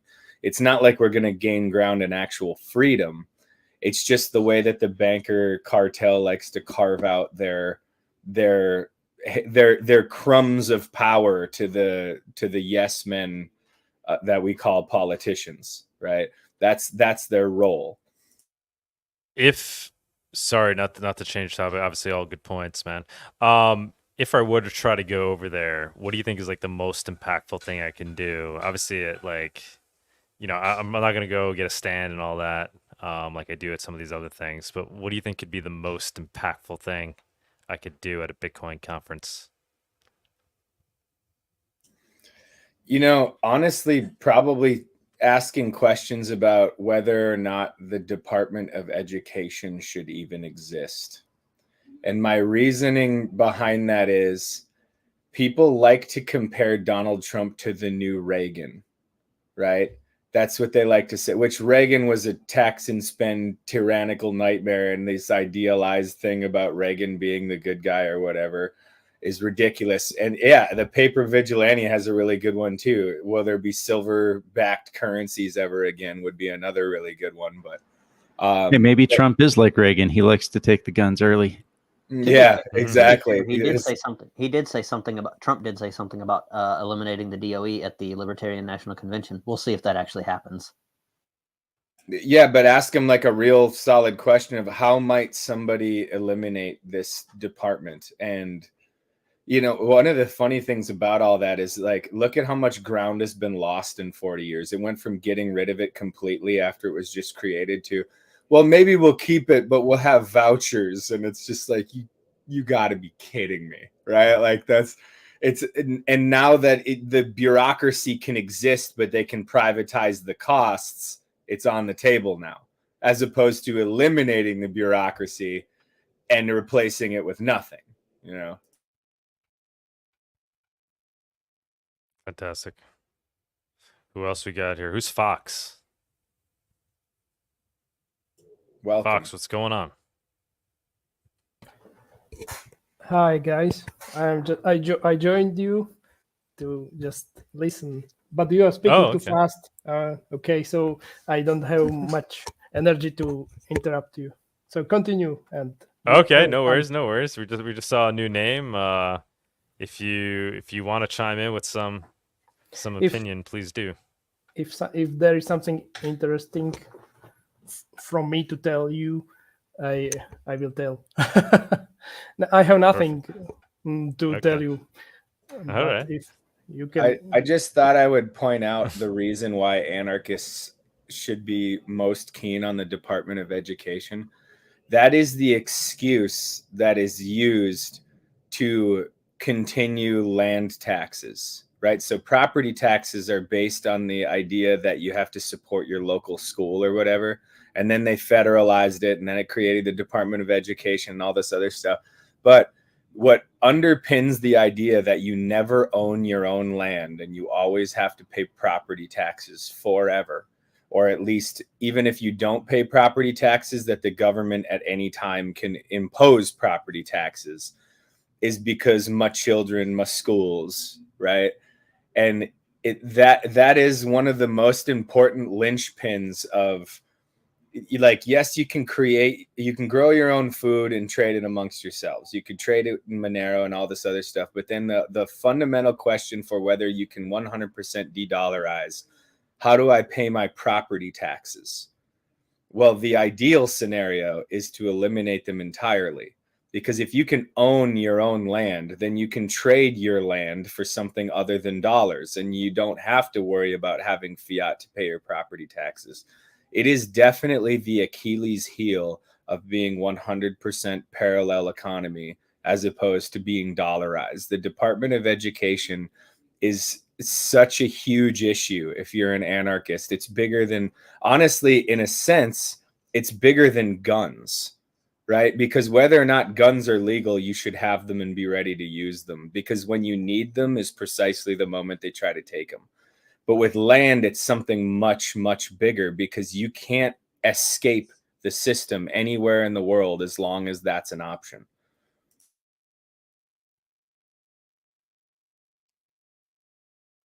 All right. Who else we got? We got Crypto or Cypherbliss. Cypherbliss, what's up, man? Hey, I didn't talk to you last week, but I was here. I think you were in the background. Yes. Yeah. Anything you want to bring up? Yeah, actually, I don't know if it's interesting to other people, but I had this idea about the definition of money, and especially people attempting to define sound money. I've found it very lacking. I've done some research on it, and I've heard people within the crypto space talk about what is sound money. And I wasn't very impressed by it, and I couldn't really find a good definition. I think people who are striving to create sound money need to know what they're actually trying to create. And I believe some developers are well aware of the needs that come with good money, but I don't think the space is aware enough. There's a lot of divide and conquer going on. So you have people saying that Bitcoin is perfect money, or they say that the dollar is great, or Singapore dollars is great, or Swiss franc is great. But what does that actually mean? Can you define what great money is, sound money? And the few things that I've heard, mostly from people in the Bitcoin space, has been if it's secure, decentralized, what was it? Like one other thing, it's perfect money, which I think is very lacking. And I think that's maybe Lynn Alden that says like secure, decentralized, and one other thing. And then Robert Breedlove says divisible, durable, portable, and recognizable. But to all of us, like there's no privacy in there in those definitions. And these people have studied economics and they're very smart. But if that's your definition of sound money, I'm not impressed. And I think if everyone had a definition of sound money that was good and everyone agreed on that definition first, it would be a lot easier for the 20,000 crypto projects, or I call them digital currencies, because not all of them are crypto, in my opinion. It will be easier to do, or even less... even fungibility, right? That's always the argument. Like I think the Bitcoin standard, I downloaded or whatever and just searched for fungibility. I don't think the word was mentioned once in the book. I mean, yeah. And I think that's a problem. If you're gonna make money, which is what digital monies are, if the you problem don't know is too, what they good just is, with fungibility, if you add, some Bitcoiners obviously include the terms fungibility when they're talking about what makes for perfect money, but then they just kind of gloss over to the fact that Bitcoin isn't fungible. They believe somehow it is. So yeah. Could you imagine how funny it would be if the Bitcoin standard, which is like their constitution pretty much, had fungibility in there and like described accurately what it is? It's like how hilarious it would be. Like the roasting would never end. There are a lot of misconceptions because either they don't understand how it actually works or they're kind of in denial. but I think there's a lot of room to understand what money is, what sound money could be, and that's kind of like what I thought I would share. I've already touched on it, but I've actually created a definition on my own based on other people and stuff. So I don't know if you want me to spend 5 minutes and talk about it. Yeah, go for it, bro. Of course. You can do it. You can do it now. You can do another time, whenever you want. I'm putting in the chat. Just putting the StreamYard link, guys. If you have any new people want to jump up here, chime in. After Cypher Bliss gives his definition of sound money. Anybody that wants to jump up, you're always welcome to. With a question, whatever it may be, a comment. But go ahead, Cypher Bliss, take it away. Okay, I'm gonna step back for a minute, but I will be listening. Yeah. Okay, so what I started saying was, I think there's a lot of divide and conquer in the digital currency space. 20,000 plus digital currencies, and they all think they have the solution. Some of them might not try to solve money. Some of them are decentralized applications, and they want to enable people to play video games in the metaverse or whatever. But essentially, all of this started from the cypherpunk movement, privacy, and trying to regain control over money. In the past, it was shells, it was gold, and so on, and no one produced the shells or the gold. No one controlled it for the most part. And then something bad happened, centralized banking, and so on, as we all know. But I think now people after Bitcoin and the whole digital currency space, they're trying to fix the money, but they don't necessarily know what they're trying to create. They know what the problem is, but they don't know necessarily how to create the solution. And as I mentioned, when people say perfect money is portable, durable, recognizable, divisible, like there's no privacy in there. There's no fungibility. What about fees? What about speed? What about all these things? So I'll use an analogy from the fitness space. So a lot of people will talk about a person being fit. Oh, they are very physically fit. And if you kind of take it at the bottom level, if you ask someone who's a couch potato, they might say a marathon runner. Oh, they are very fit. They can go for long. That's like lower level. Next level, they might know a little bit. They might have an idea. They don't understand it, but they have an idea. So they say a triathlete. A triathlete can not only run far, but they can also bike and swim. So therefore, they must be more fit. And that's kind of hinting at something.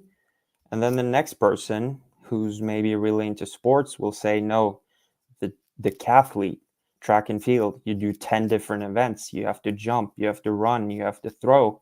Now that is the fittest person.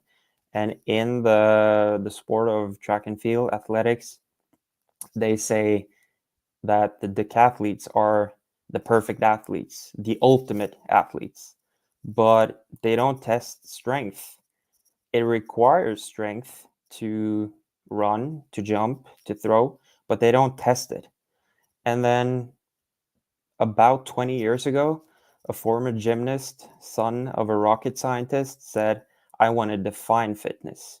And he said, it's increased work capacity across broad time and model domains, which might not mean a lot, but it means you can do more across broad time, which is 1 second, 1 hour, 10 hours, whatever, and model domains. So, for instance, jumping, throwing, running, but also swimming or climbing or lifting or doing anything. So, increased work capacity across broad time, short time, long time, and model domains. So now he had a definition, and then he sought sports and activities to kind of achieve this definition, and he further categorized it as some physical skills, flexibility, strength, endurance, stamina, speed, power, balance, coordination, accuracy, and agility. And a person who is very good at one cannot be that good at all the things. So if you tell me someone runs a marathon in 2 hours, which is around the world record, I'll tell you that that guy sucks at pull-ups and heavy squatting. But if you want to be fit, you got to have all of it. Maybe you don't do that well, but you got to have all of it. So now you had a definition. Maybe it's not a perfect definition, but it is a good definition. And I think then it is a lot easier for people to understand what it means to be fit. They will look at the marathon runner again with that newly acquired understanding and say, no, that person isn't fit. They just have endurance. They can just run. And so I've done the same with money, looking into what money is, what the purpose of money is. And what I've come up with mostly is based on other people's ideas, but I'll share it. So I'm just gonna switch over to a note here. So let me know if you can still hear me.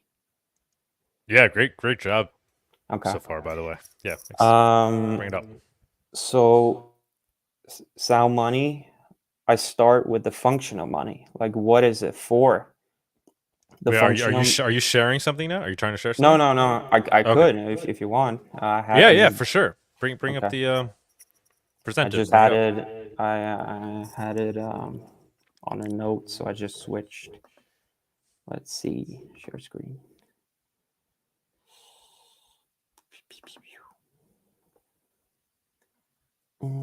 There's a bunch of stuff here. I think like maybe like that. Entire screen connect check. Maybe you'll see something else here. There. But now you can see another tab. So I'm not sure how I switch to the other tab. You could do it as you could share your whole screen, or you could select. Yeah, you should be able to select the tab. Yeah, view tab. Boom.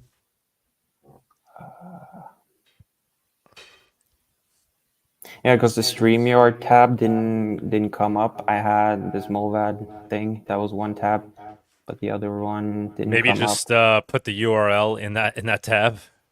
Just change whatever the URL is supposed to be.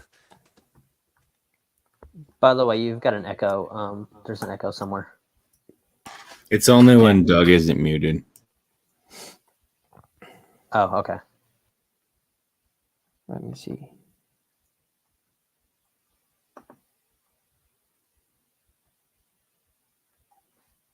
Where's that? No, there's two of me. Take the old one off. Yeah.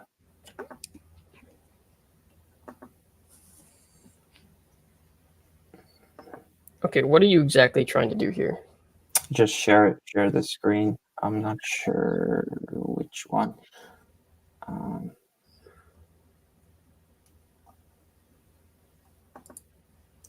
If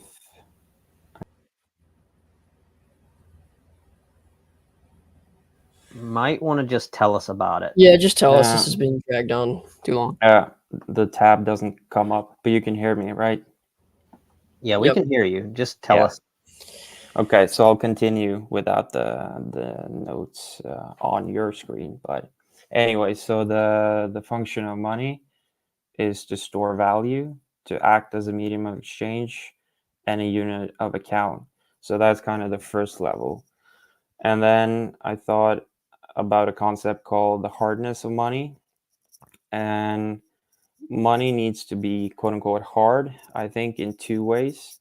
First, it needs to be secure and durable a durable transmitter of value that cannot easily be damaged, thus making sure it does not lose its fundamental properties. Second, the stock of said money, which is its supply, consisting of everything that has been produced in the past, minus everything that has been consumed, permanently lost, or destroyed, and the flow of said money, which is the production that will be made in the future. That's an indicator of a money's hardness. In order for it to be hard money and well suited as a monetary tool, the ratio between stock and flow must be sound, meaning the money needs to be abundant enough for what it will be used for, while scarce enough to be valuable, and production not too high or easily manipulated. And then third, you need qualities of sound money, just like I talked about strength, flexibility, endurance, and so on for fitness.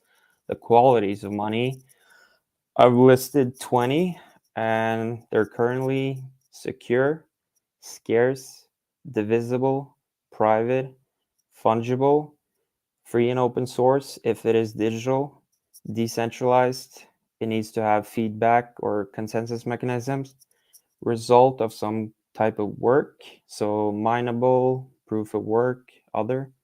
It needs to be self-sovereign, trustless, scalable, stable value, fast, real-time settlements, ideally, cheap, also known as low costs or fees. It needs to be adaptable if it's digital, but not too much. It needs to be resource and energy efficient. It needs to be culturally neutral, durable, and simple to use. So that's 20 functions. And there are some other things that I've considered that maybe you're thinking about now, like permissionless, censorship resistant, irreversible or immutable, portable, recognizable, stable network, offline use, interoperability, like for level 2s and whatever, if we're talking about the digital space. But let's just say censorship resistant. I don't think that's necessarily a quality. That's a result of it being, let's say, private, fungible, decentralized, and so on. And if you look then on the money throughout existence, I think there are about 6 that have some use case. Not saying they're necessarily good, great, or indeed sound, but I think Monero, gold, silver, fiat in cash, Bitcoin, and fiat digital are the 6 monies that, are on the list that potentially, and I say potentially because I think especially one of them aren't really, it's not living up to its idea of what it was supposed to be. And then there are things you could do with those monies, like with Monero. Maybe it needs a layer 2, maybe it needs something else for scalability. For gold, I think you could transact directly, or you can have cash backed by gold, or next you got silver. So silver backed. People have tried that in the past. Gold was backed, or fiat was backed by gold. Banks happened, but yeah. And then you got fiat cash. Maybe some are better than others, but I think they at least provide privacy.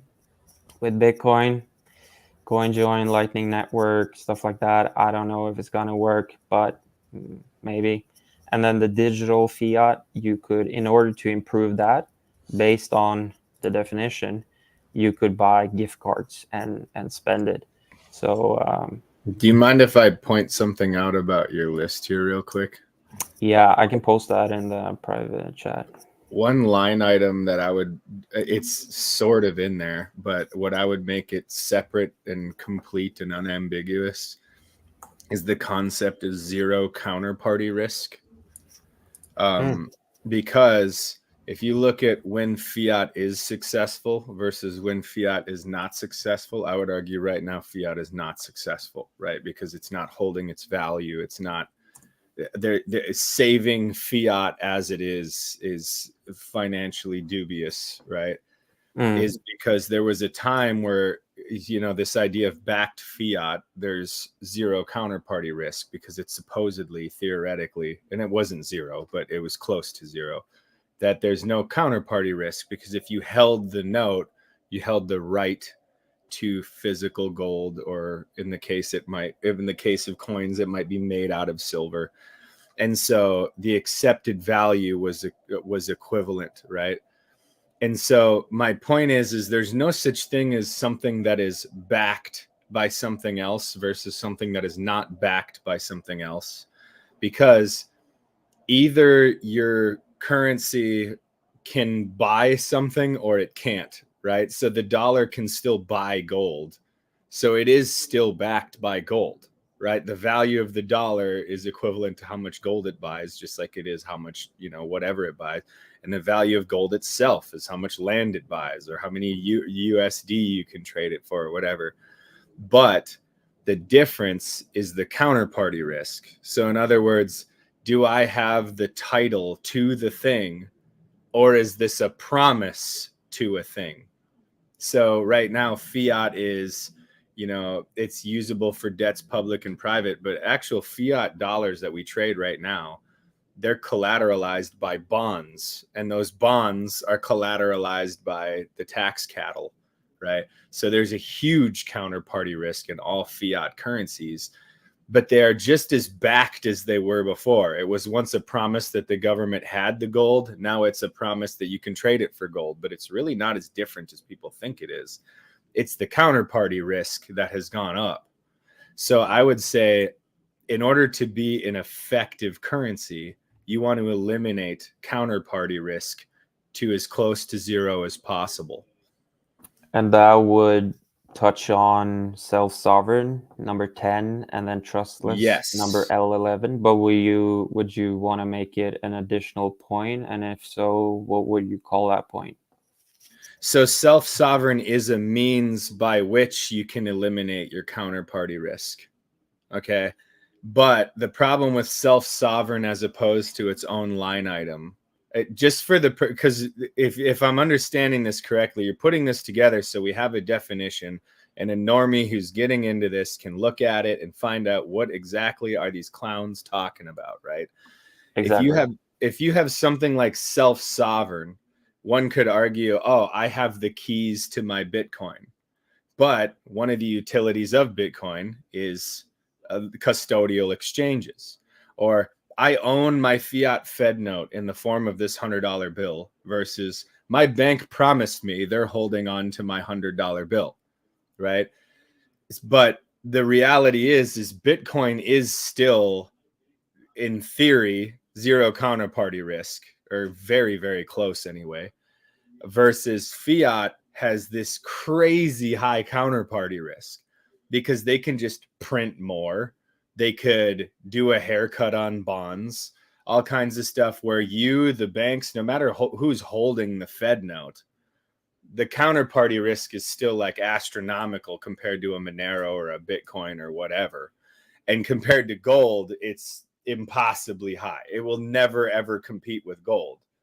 And the reason why I say it that way, as opposed to self-sovereign, is because whatever the fiat note drops in value to, it still buys gold at the equivalent value, right? So if the dollar against gold goes from 2,000 to 2,400 like it is now, and then let's say they do a bond haircut and a massive print, right? And all of a sudden gold is 10,000. Well, you could make the case here that gold still backs fiat in the sense that you can buy gold for fiat. But if you had the gold, you didn't expose yourself to the counterparty risk like you did when other people have, you know, all of these incredible powers over the fiat. And that's why I think it needs to be a line item that explains way less in depth than I did, but you put as an example, not your keys, not your crypto. Can I take possession of the keys? Well, the keys in fiat are the bonds, and the keys of the bonds are the assets themselves, right? But with crypto, you have far lower counterparty risk. Now, the king of no counterparty risk would obviously be like having physical gold, right? Because there is a bottom to how low the counterparty risk can go, because somebody can go and mine gold, but the minute mining that gold is more expensive than the value of the gold, they have to stop, right? Or I mean, they have to stop soon or they're going to go bankrupt, right? So the counterparty risk in gold is virtually zero. The counterparty risk in Monero is almost as low as gold. It's basically as low as gold. I mean, even with Bitcoin, the counterparty risk is insane because it's not private and they all kind of tie together, right?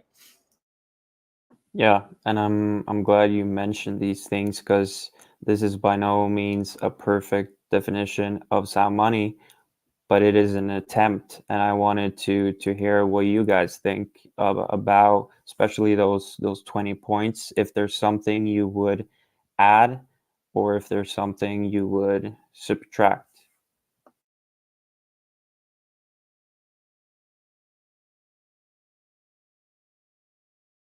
I'm kind of surprised Bawdy hasn't said anything right now. I mean, I would think that he'd just be burning with ideas right now. Maybe scarcity. Sorry, not scarcity. Recognizability. Like that was one reason I think that gold monetized so easily thousands of years ago, is that it's highly recognizable, and it's hard to counterfeit it.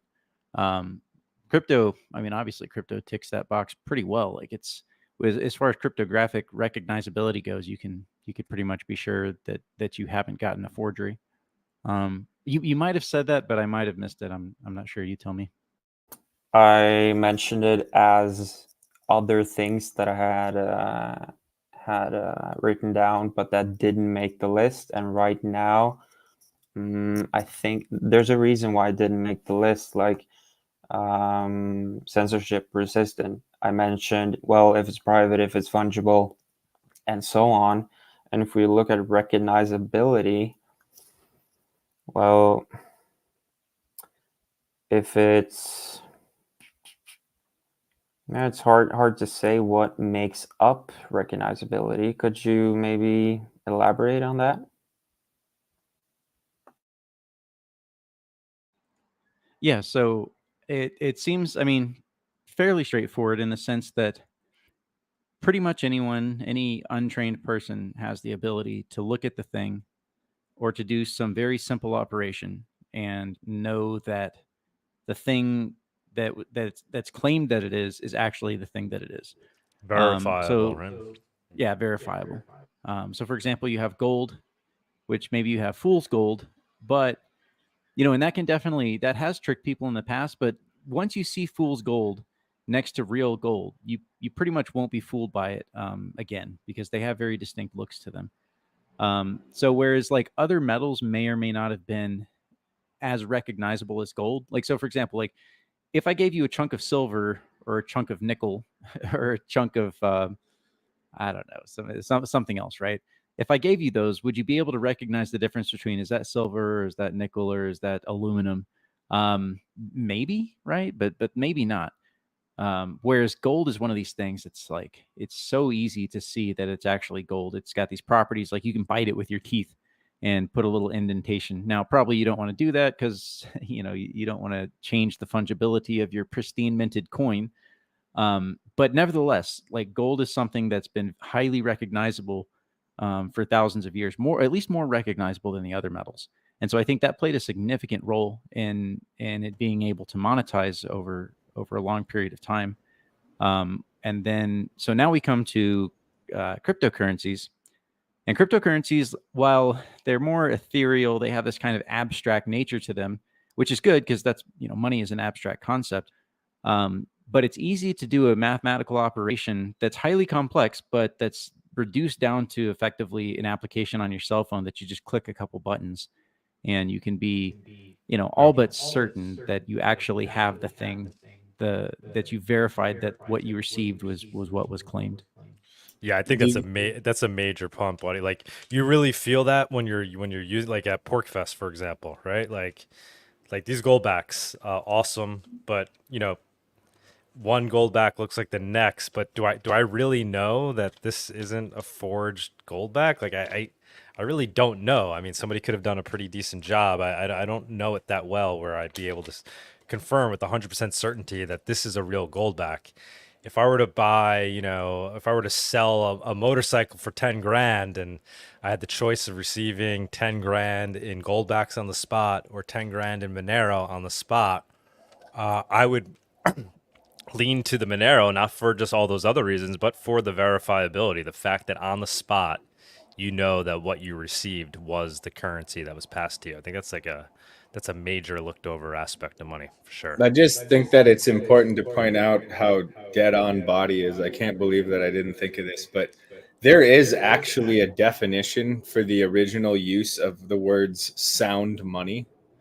And I'd said this on my interview 2 years ago with Doug. One of the qualities of silver is it makes a very particular sound when it spins or when it's exposed to vibration. And so people would flick the coin to make sure that it made that sound, which is where sound money comes from. It has a very particular ring to it when it's being, like, when you flick it, or if anybody has some silver, try it out. You can definitely hear that it has its own unique audio when it's vibrating.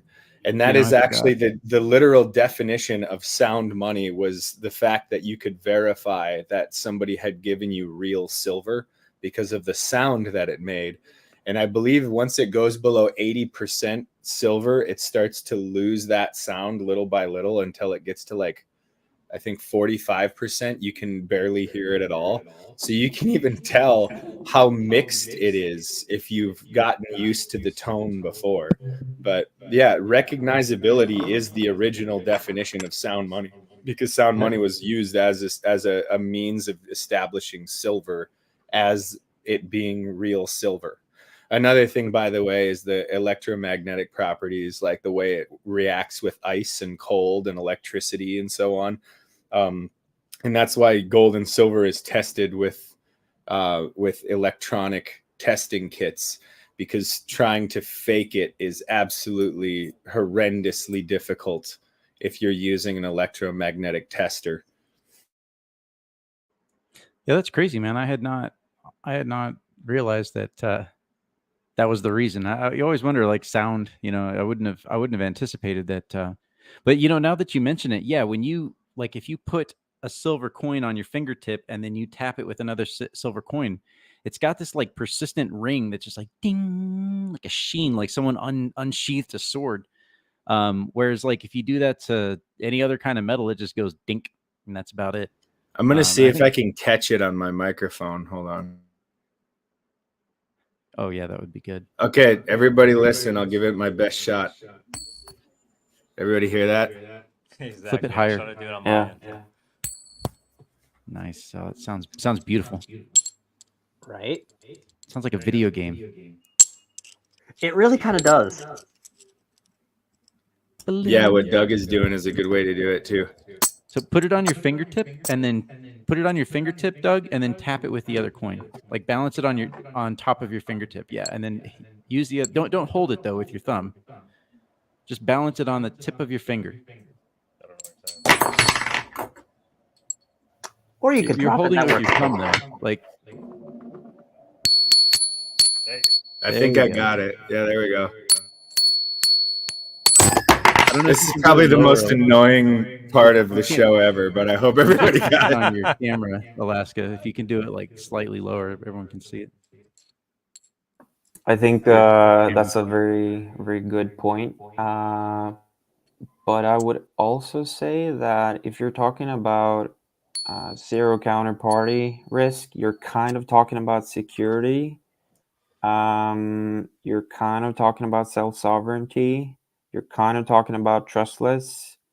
And if you're talking about verifiable or recognizable, I would still say that's also it. It wouldn't be secure if it's not.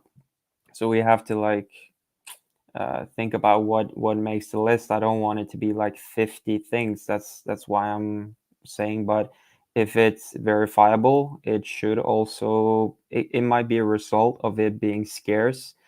It might be a result of it being trustless. And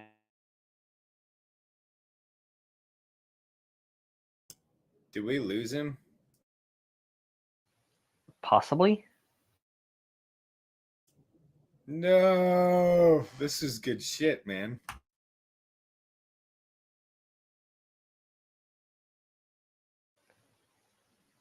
Well, while we're waiting for him, I do have something to add. Oh, go ahead. He's back. Yeah, it can be if it's not if you're able to change it, then it can be very hard to verify if it is fungible. If one unit is the same as another, that would help in terms of verifying it, because you see, oh, it's the same, or digitally it is the same signature, right?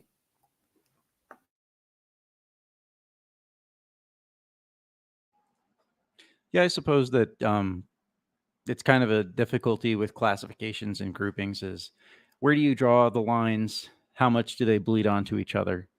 And where exactly, how do you go from top level down to and drill down to fine comb detail?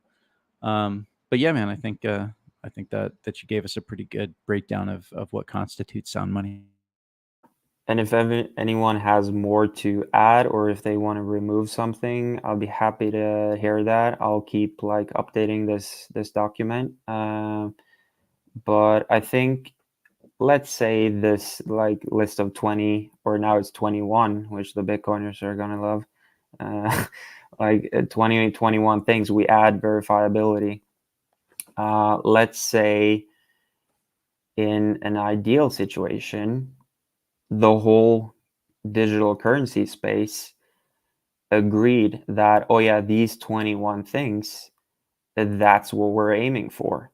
And then I think it would be essentially impossible to cope your way out of saying that X coin is the best, because maybe it isn't scarce at all, or maybe it's not private or at all.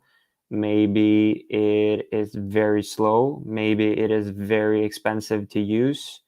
And then it would maybe push this conversation a little forward, a little faster. And then people who are working on these 20,000 digital currency projects, I think they're smart, most of these people, and probably a lot smarter than me.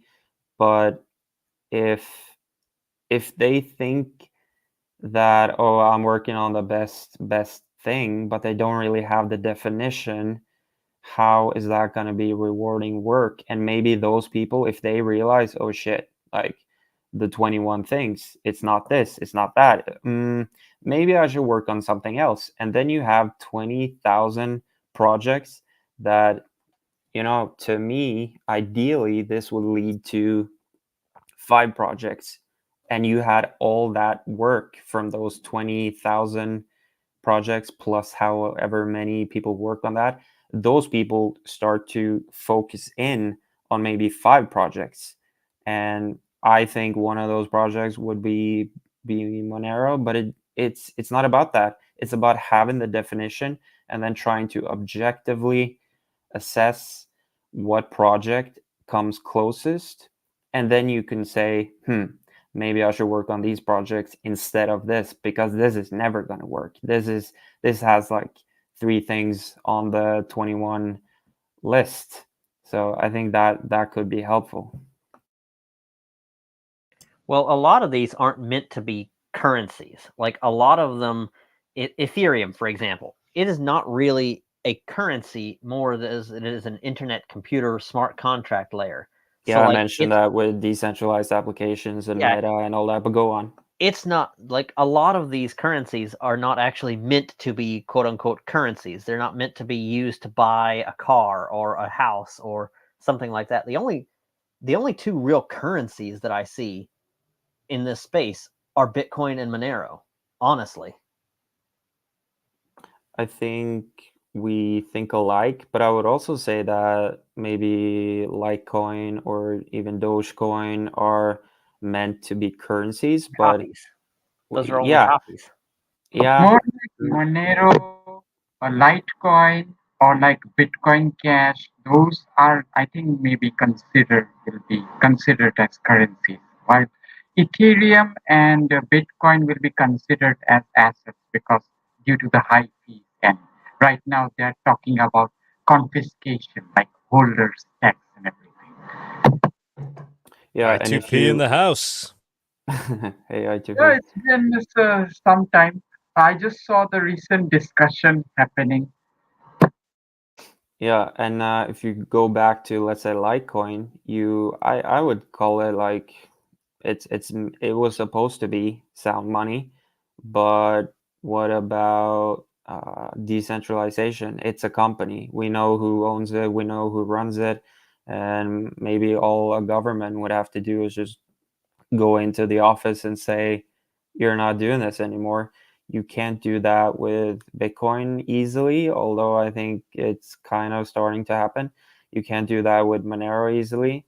And then there are other quote unquote privacy coins. And I think also if you feel like Monero is the best, maybe you're right. But if there's 20,000 projects, you got to at least be open to the fact that there might be a new project that's 2 years old that is basically Monero, but it scales and it's faster and there's no 20-minute lockup time. And these are challenges that need to be addressed in order to create sound money, in order to fix the problem of sound money, not getting on a team. I don't want to be on a team. Like if you started with Bitcoin, you needed to jump over to Monero at some point. Maybe we also need to jump over to another project at some point if it is better by definition.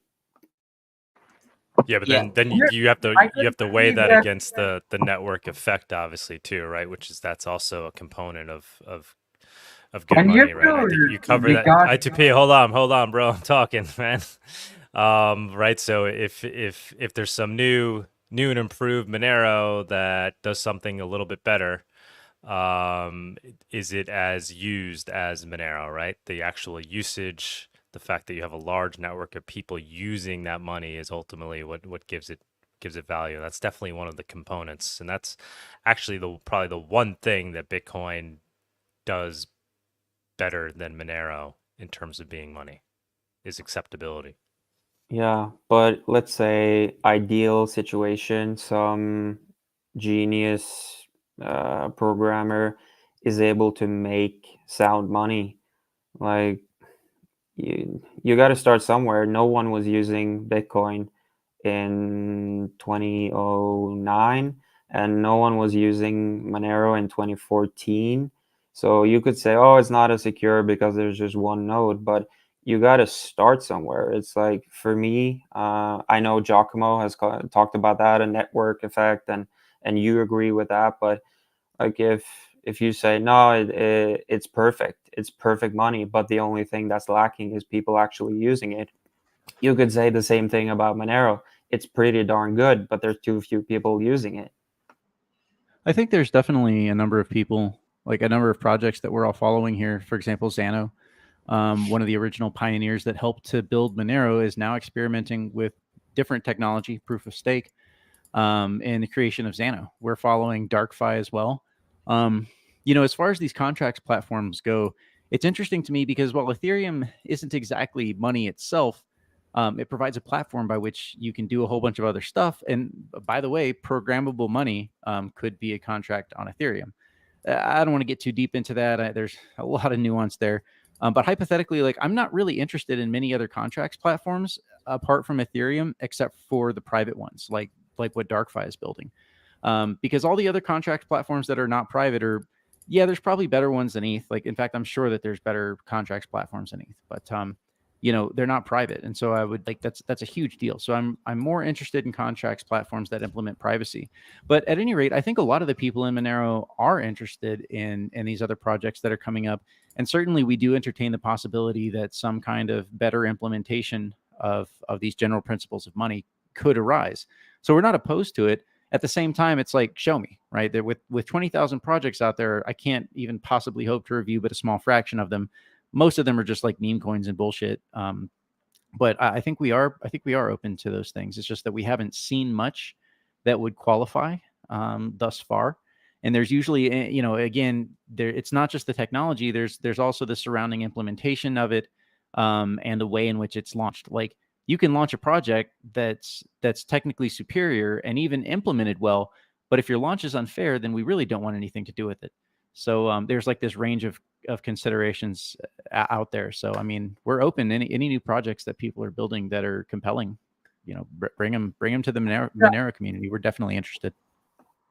Yeah, I think Monero will last a long time because it have done everything. Means mostly it has done correctly. Like from GPU to it jumped to proof of work, CPU mining, RandomX, as well as tail emission.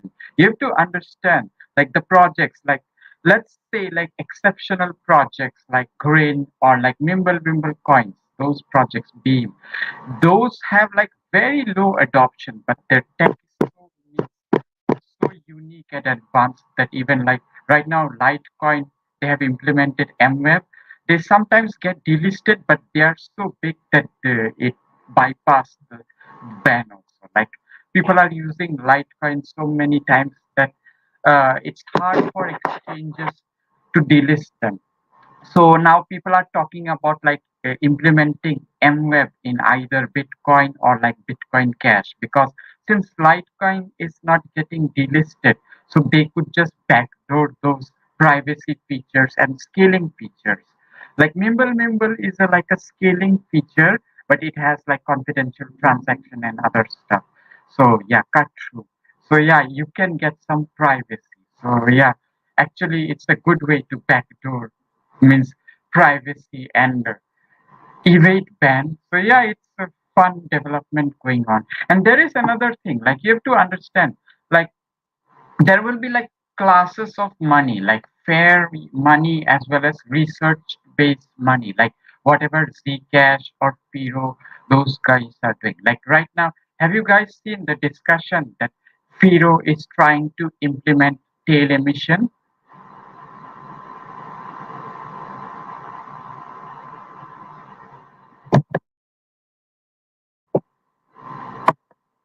Wait, did I got disconnected or what? No, normally I'm the one that chimes in with those things, but I wasn't next to the microphone. Yeah, just check the discussion. Oh wait, yeah, Tux, can you just share that screen link over here? Yeah, right now I think Ruben, he's getting some means. Now I think he actually. Oh, there we go. That time you actually did get disconnected right after you said that. But the other thing is it's 3 hours and 20 minutes almost, and Shortwave has been waiting for like 40 minutes to say something. So I think we should probably let him go. Yeah, go ahead, then we'll close it off. Wanted to say something. Let him say. Oh yeah, all I wanted to say is that I've actually been on XMR Bazaar and I sold my first product. I sold some soap to a guy.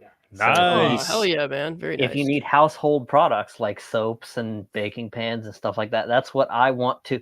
I want to see those things be sold for Monero, and I want Monero to be stable. Therefore, I've chosen a price, and I'm going to stick with it, and I'm going to only change it once every quarter.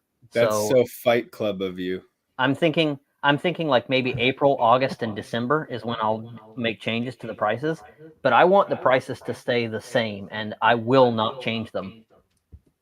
Yeah, I hate to promise things before they actually exist, which is why I haven't chimed in yet. But we're opening up a 70-acre farming project, and it's going to sell like staples like bread and honey and things like that. But I'm also building in, right now I only have goat milk, but I've almost got the dairy guy convinced to do regular milk too.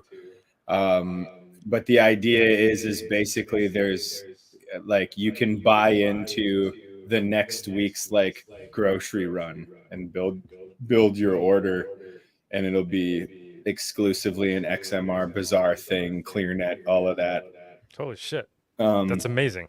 Yeah, it's the thing is these projects take like a really long time, and I'm trying to actually establish like, this is for, well, the other thing is these guys do eggs, and they do it all as far as like you could survive off of it. I've got a beef guy, I've got a lamb person, you'd be hard pressed to sell like salmon up here for obvious reasons, but there's all of the staples should be covered. I've already got a path for like flour as well as pre-mixed baking items or pre-made baked goods and all of that. So and shipping that stuff out on XMR Bazaar. Oh my God. Yes, please. Wow. Well, it's probably going to be intrastate, because you got to realize shipping stuff out of Alaska is absolutely ridiculous and it wouldn't be very price competitive. But it's meant to be a model that other people can follow. And like, because if you can point to somebody having succeeded in a place that's more difficult, it should be easy to show people in places that it's less difficult that this is in fact something that is a viable economic solution. And it can't be underappreciated just how much what shortwave is doing too. Like, adding another layer of price stability will show people like you can actually calculate your costs much more effectively if you just, especially against the dollar, right? Dollar is already failing. That was my entire reason for wanting a stable price, because your budget should not shift with the winds of price movements month to month to month. I think that's crazy, and I want my budget to stay stable. That's why I'm choosing to keep a stable price. If you don't like it, don't buy it. I would be willing to pay Bawdy to build an algorithm against a basket of prices as denominated in Monero, and feature that on every single price report. So Monero against, like, let's say gold, eggs, coffee, shit that people constantly buy. Now, the hard part is getting live data, because prices are different depending on where you are. But if you could aggregate prices of a basket of commodities denominated in Monero, and then do the same basket denominated against a couple of other like phony, we'll call them gov coins like dollar and yen and stuff. And we could compare the price stability of Monero against fiat, and then have this running record on Monero Talk for like over a year of how it's panned out. That would be a powerful case for business people. And really, that's who we want to adopt Monero, is the business people first and foremost. And that would be an excellent argument. Yeah, the Monero CPI. This guy always has the smartest shit to say. I love John. Yeah, if Peter Thiel is talking about that cipher, Bitcoin has lost its cypherpunk's roots. So maybe some privacy coin guys can talk with him. Oh shit! Yeah, Someone is selling land on XMR Bazaar. Go ahead. Go ahead. Sorry. Oh, that's cool. Selling land, man. I would buy land for X. Well, if it's in Alaska, I'm buying it right now. Yeah, as far as like a Monero CPI, that's totally doable. I can tell you right now, just from what I know about the vacillations of Monero's price, the dollar on the short term, like over short time frames, is definitely more stable than Monero. Like in terms of the price of commodities and stuff that you'd buy in the real world, the dollar is definitely more stable in that regard than Monero. Like, even if we looked at the chart, you would, like, for example, we saw Monero crash like 50% and then jump back up to its sort of stable price, quote unquote stable, but that stable price was still oscillating like 20, 30%. So yeah, I mean, definitely. I mean, again, this is why the dollar stays dominant, and this is a place where, like, in a much larger sense, network effects count for a lot, because when you have something as massive as the U.S. dollar, that's so much liquidity that it's actually very difficult to move the relative price of the dollar towards other currencies and towards other stuff, just because so many people use it. There's so much volume that even if someone wanted to go, put a whole bunch of money into dollars from some other asset or vice versa, you have to move so much to actually move the price of the dollar because the liquidity is so huge. And that's just like a function of basic economics. Like, there's nothing that won't change until some cryptocurrency, hopefully Monero, gains some kind of near parity as like the dollar market cap has. Doug, I will absolutely go in with you on this land.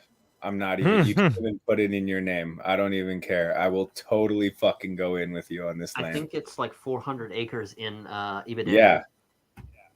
In Ibidete, which I've been to. I'll tell you what. I've seen Ibidete. I'll send you 10 grand right now if you promise live on air that we will go in together right now. I can't promise live on air right now, but I'm intrigued. I've been talking to Alessandro about this as well. Okay. Wait, hold on. Am I getting echo? No, okay. All right, 15. I'll add 1 Monero.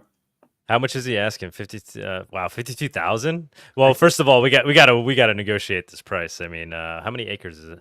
412. Yeah, right. Dude, it's already a killer deal, bro. It's a really good deal.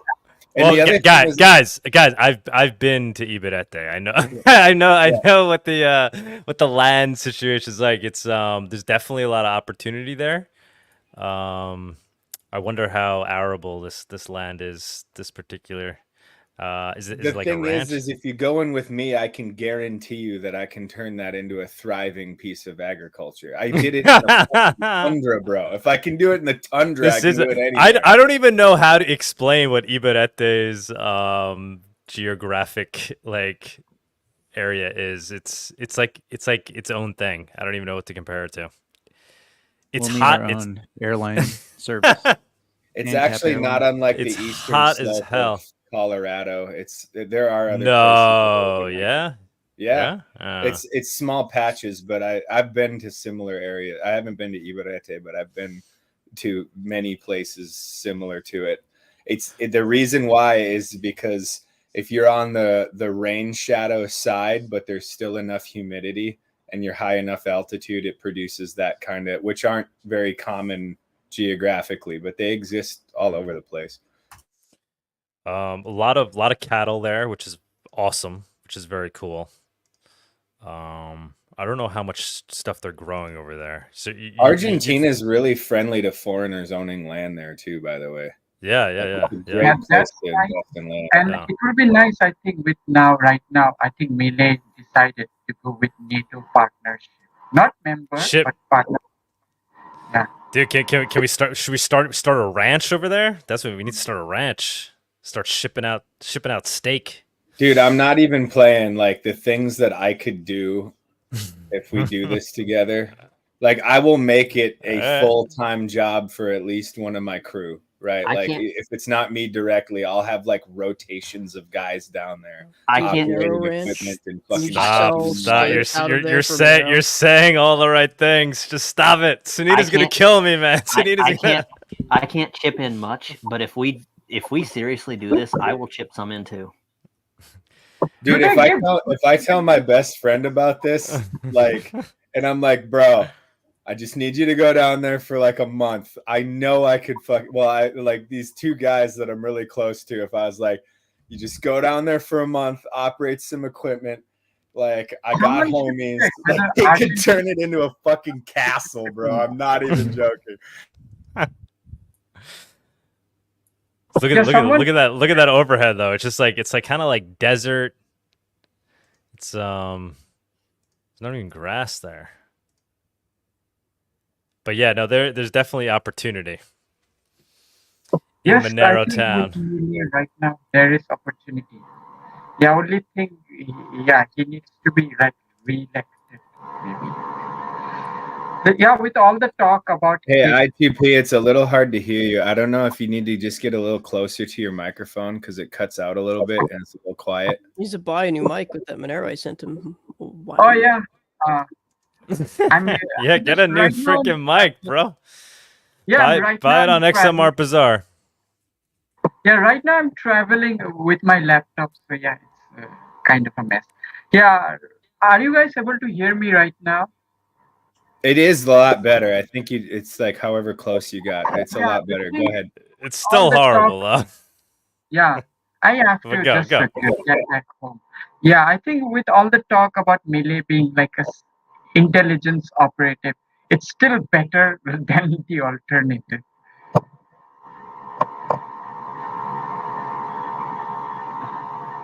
Okay, yeah, I'm not even playing though.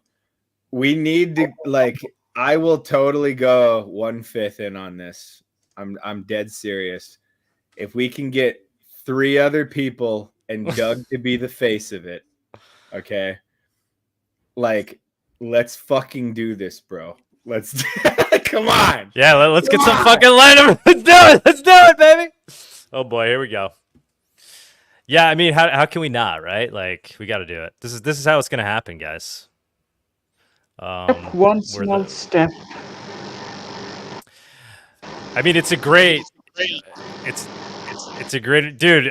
Dude, you gotta mute yourself over there. It's like painful. Yeah, ITP. it's very painful. Yeah. Go ahead and mute it. Mute it. It's just hard to talk.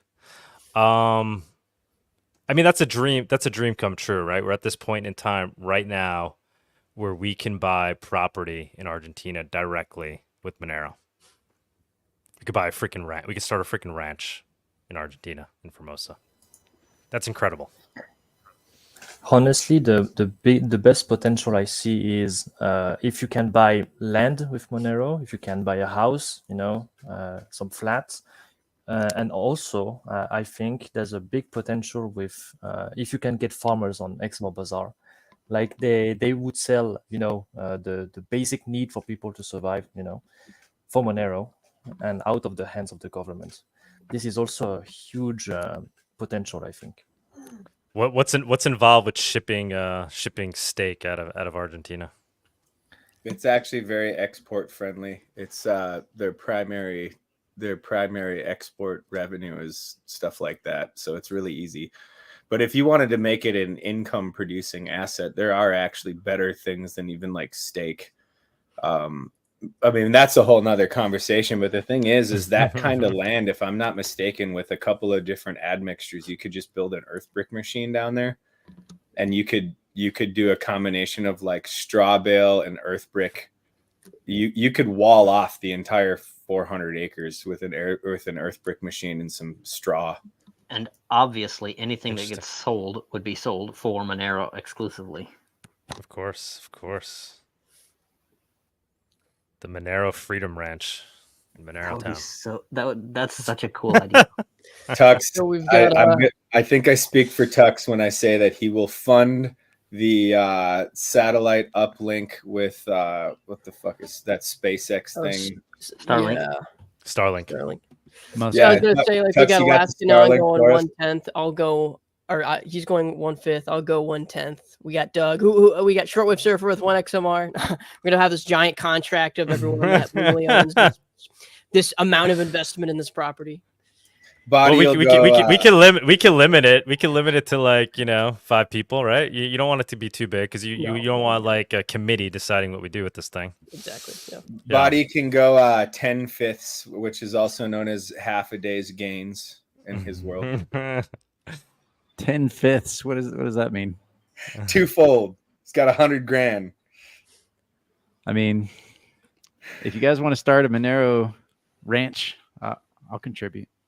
Yeah. All right. I'll contribute. I love we're pressuring people. It won't be much, but I'll contribute something.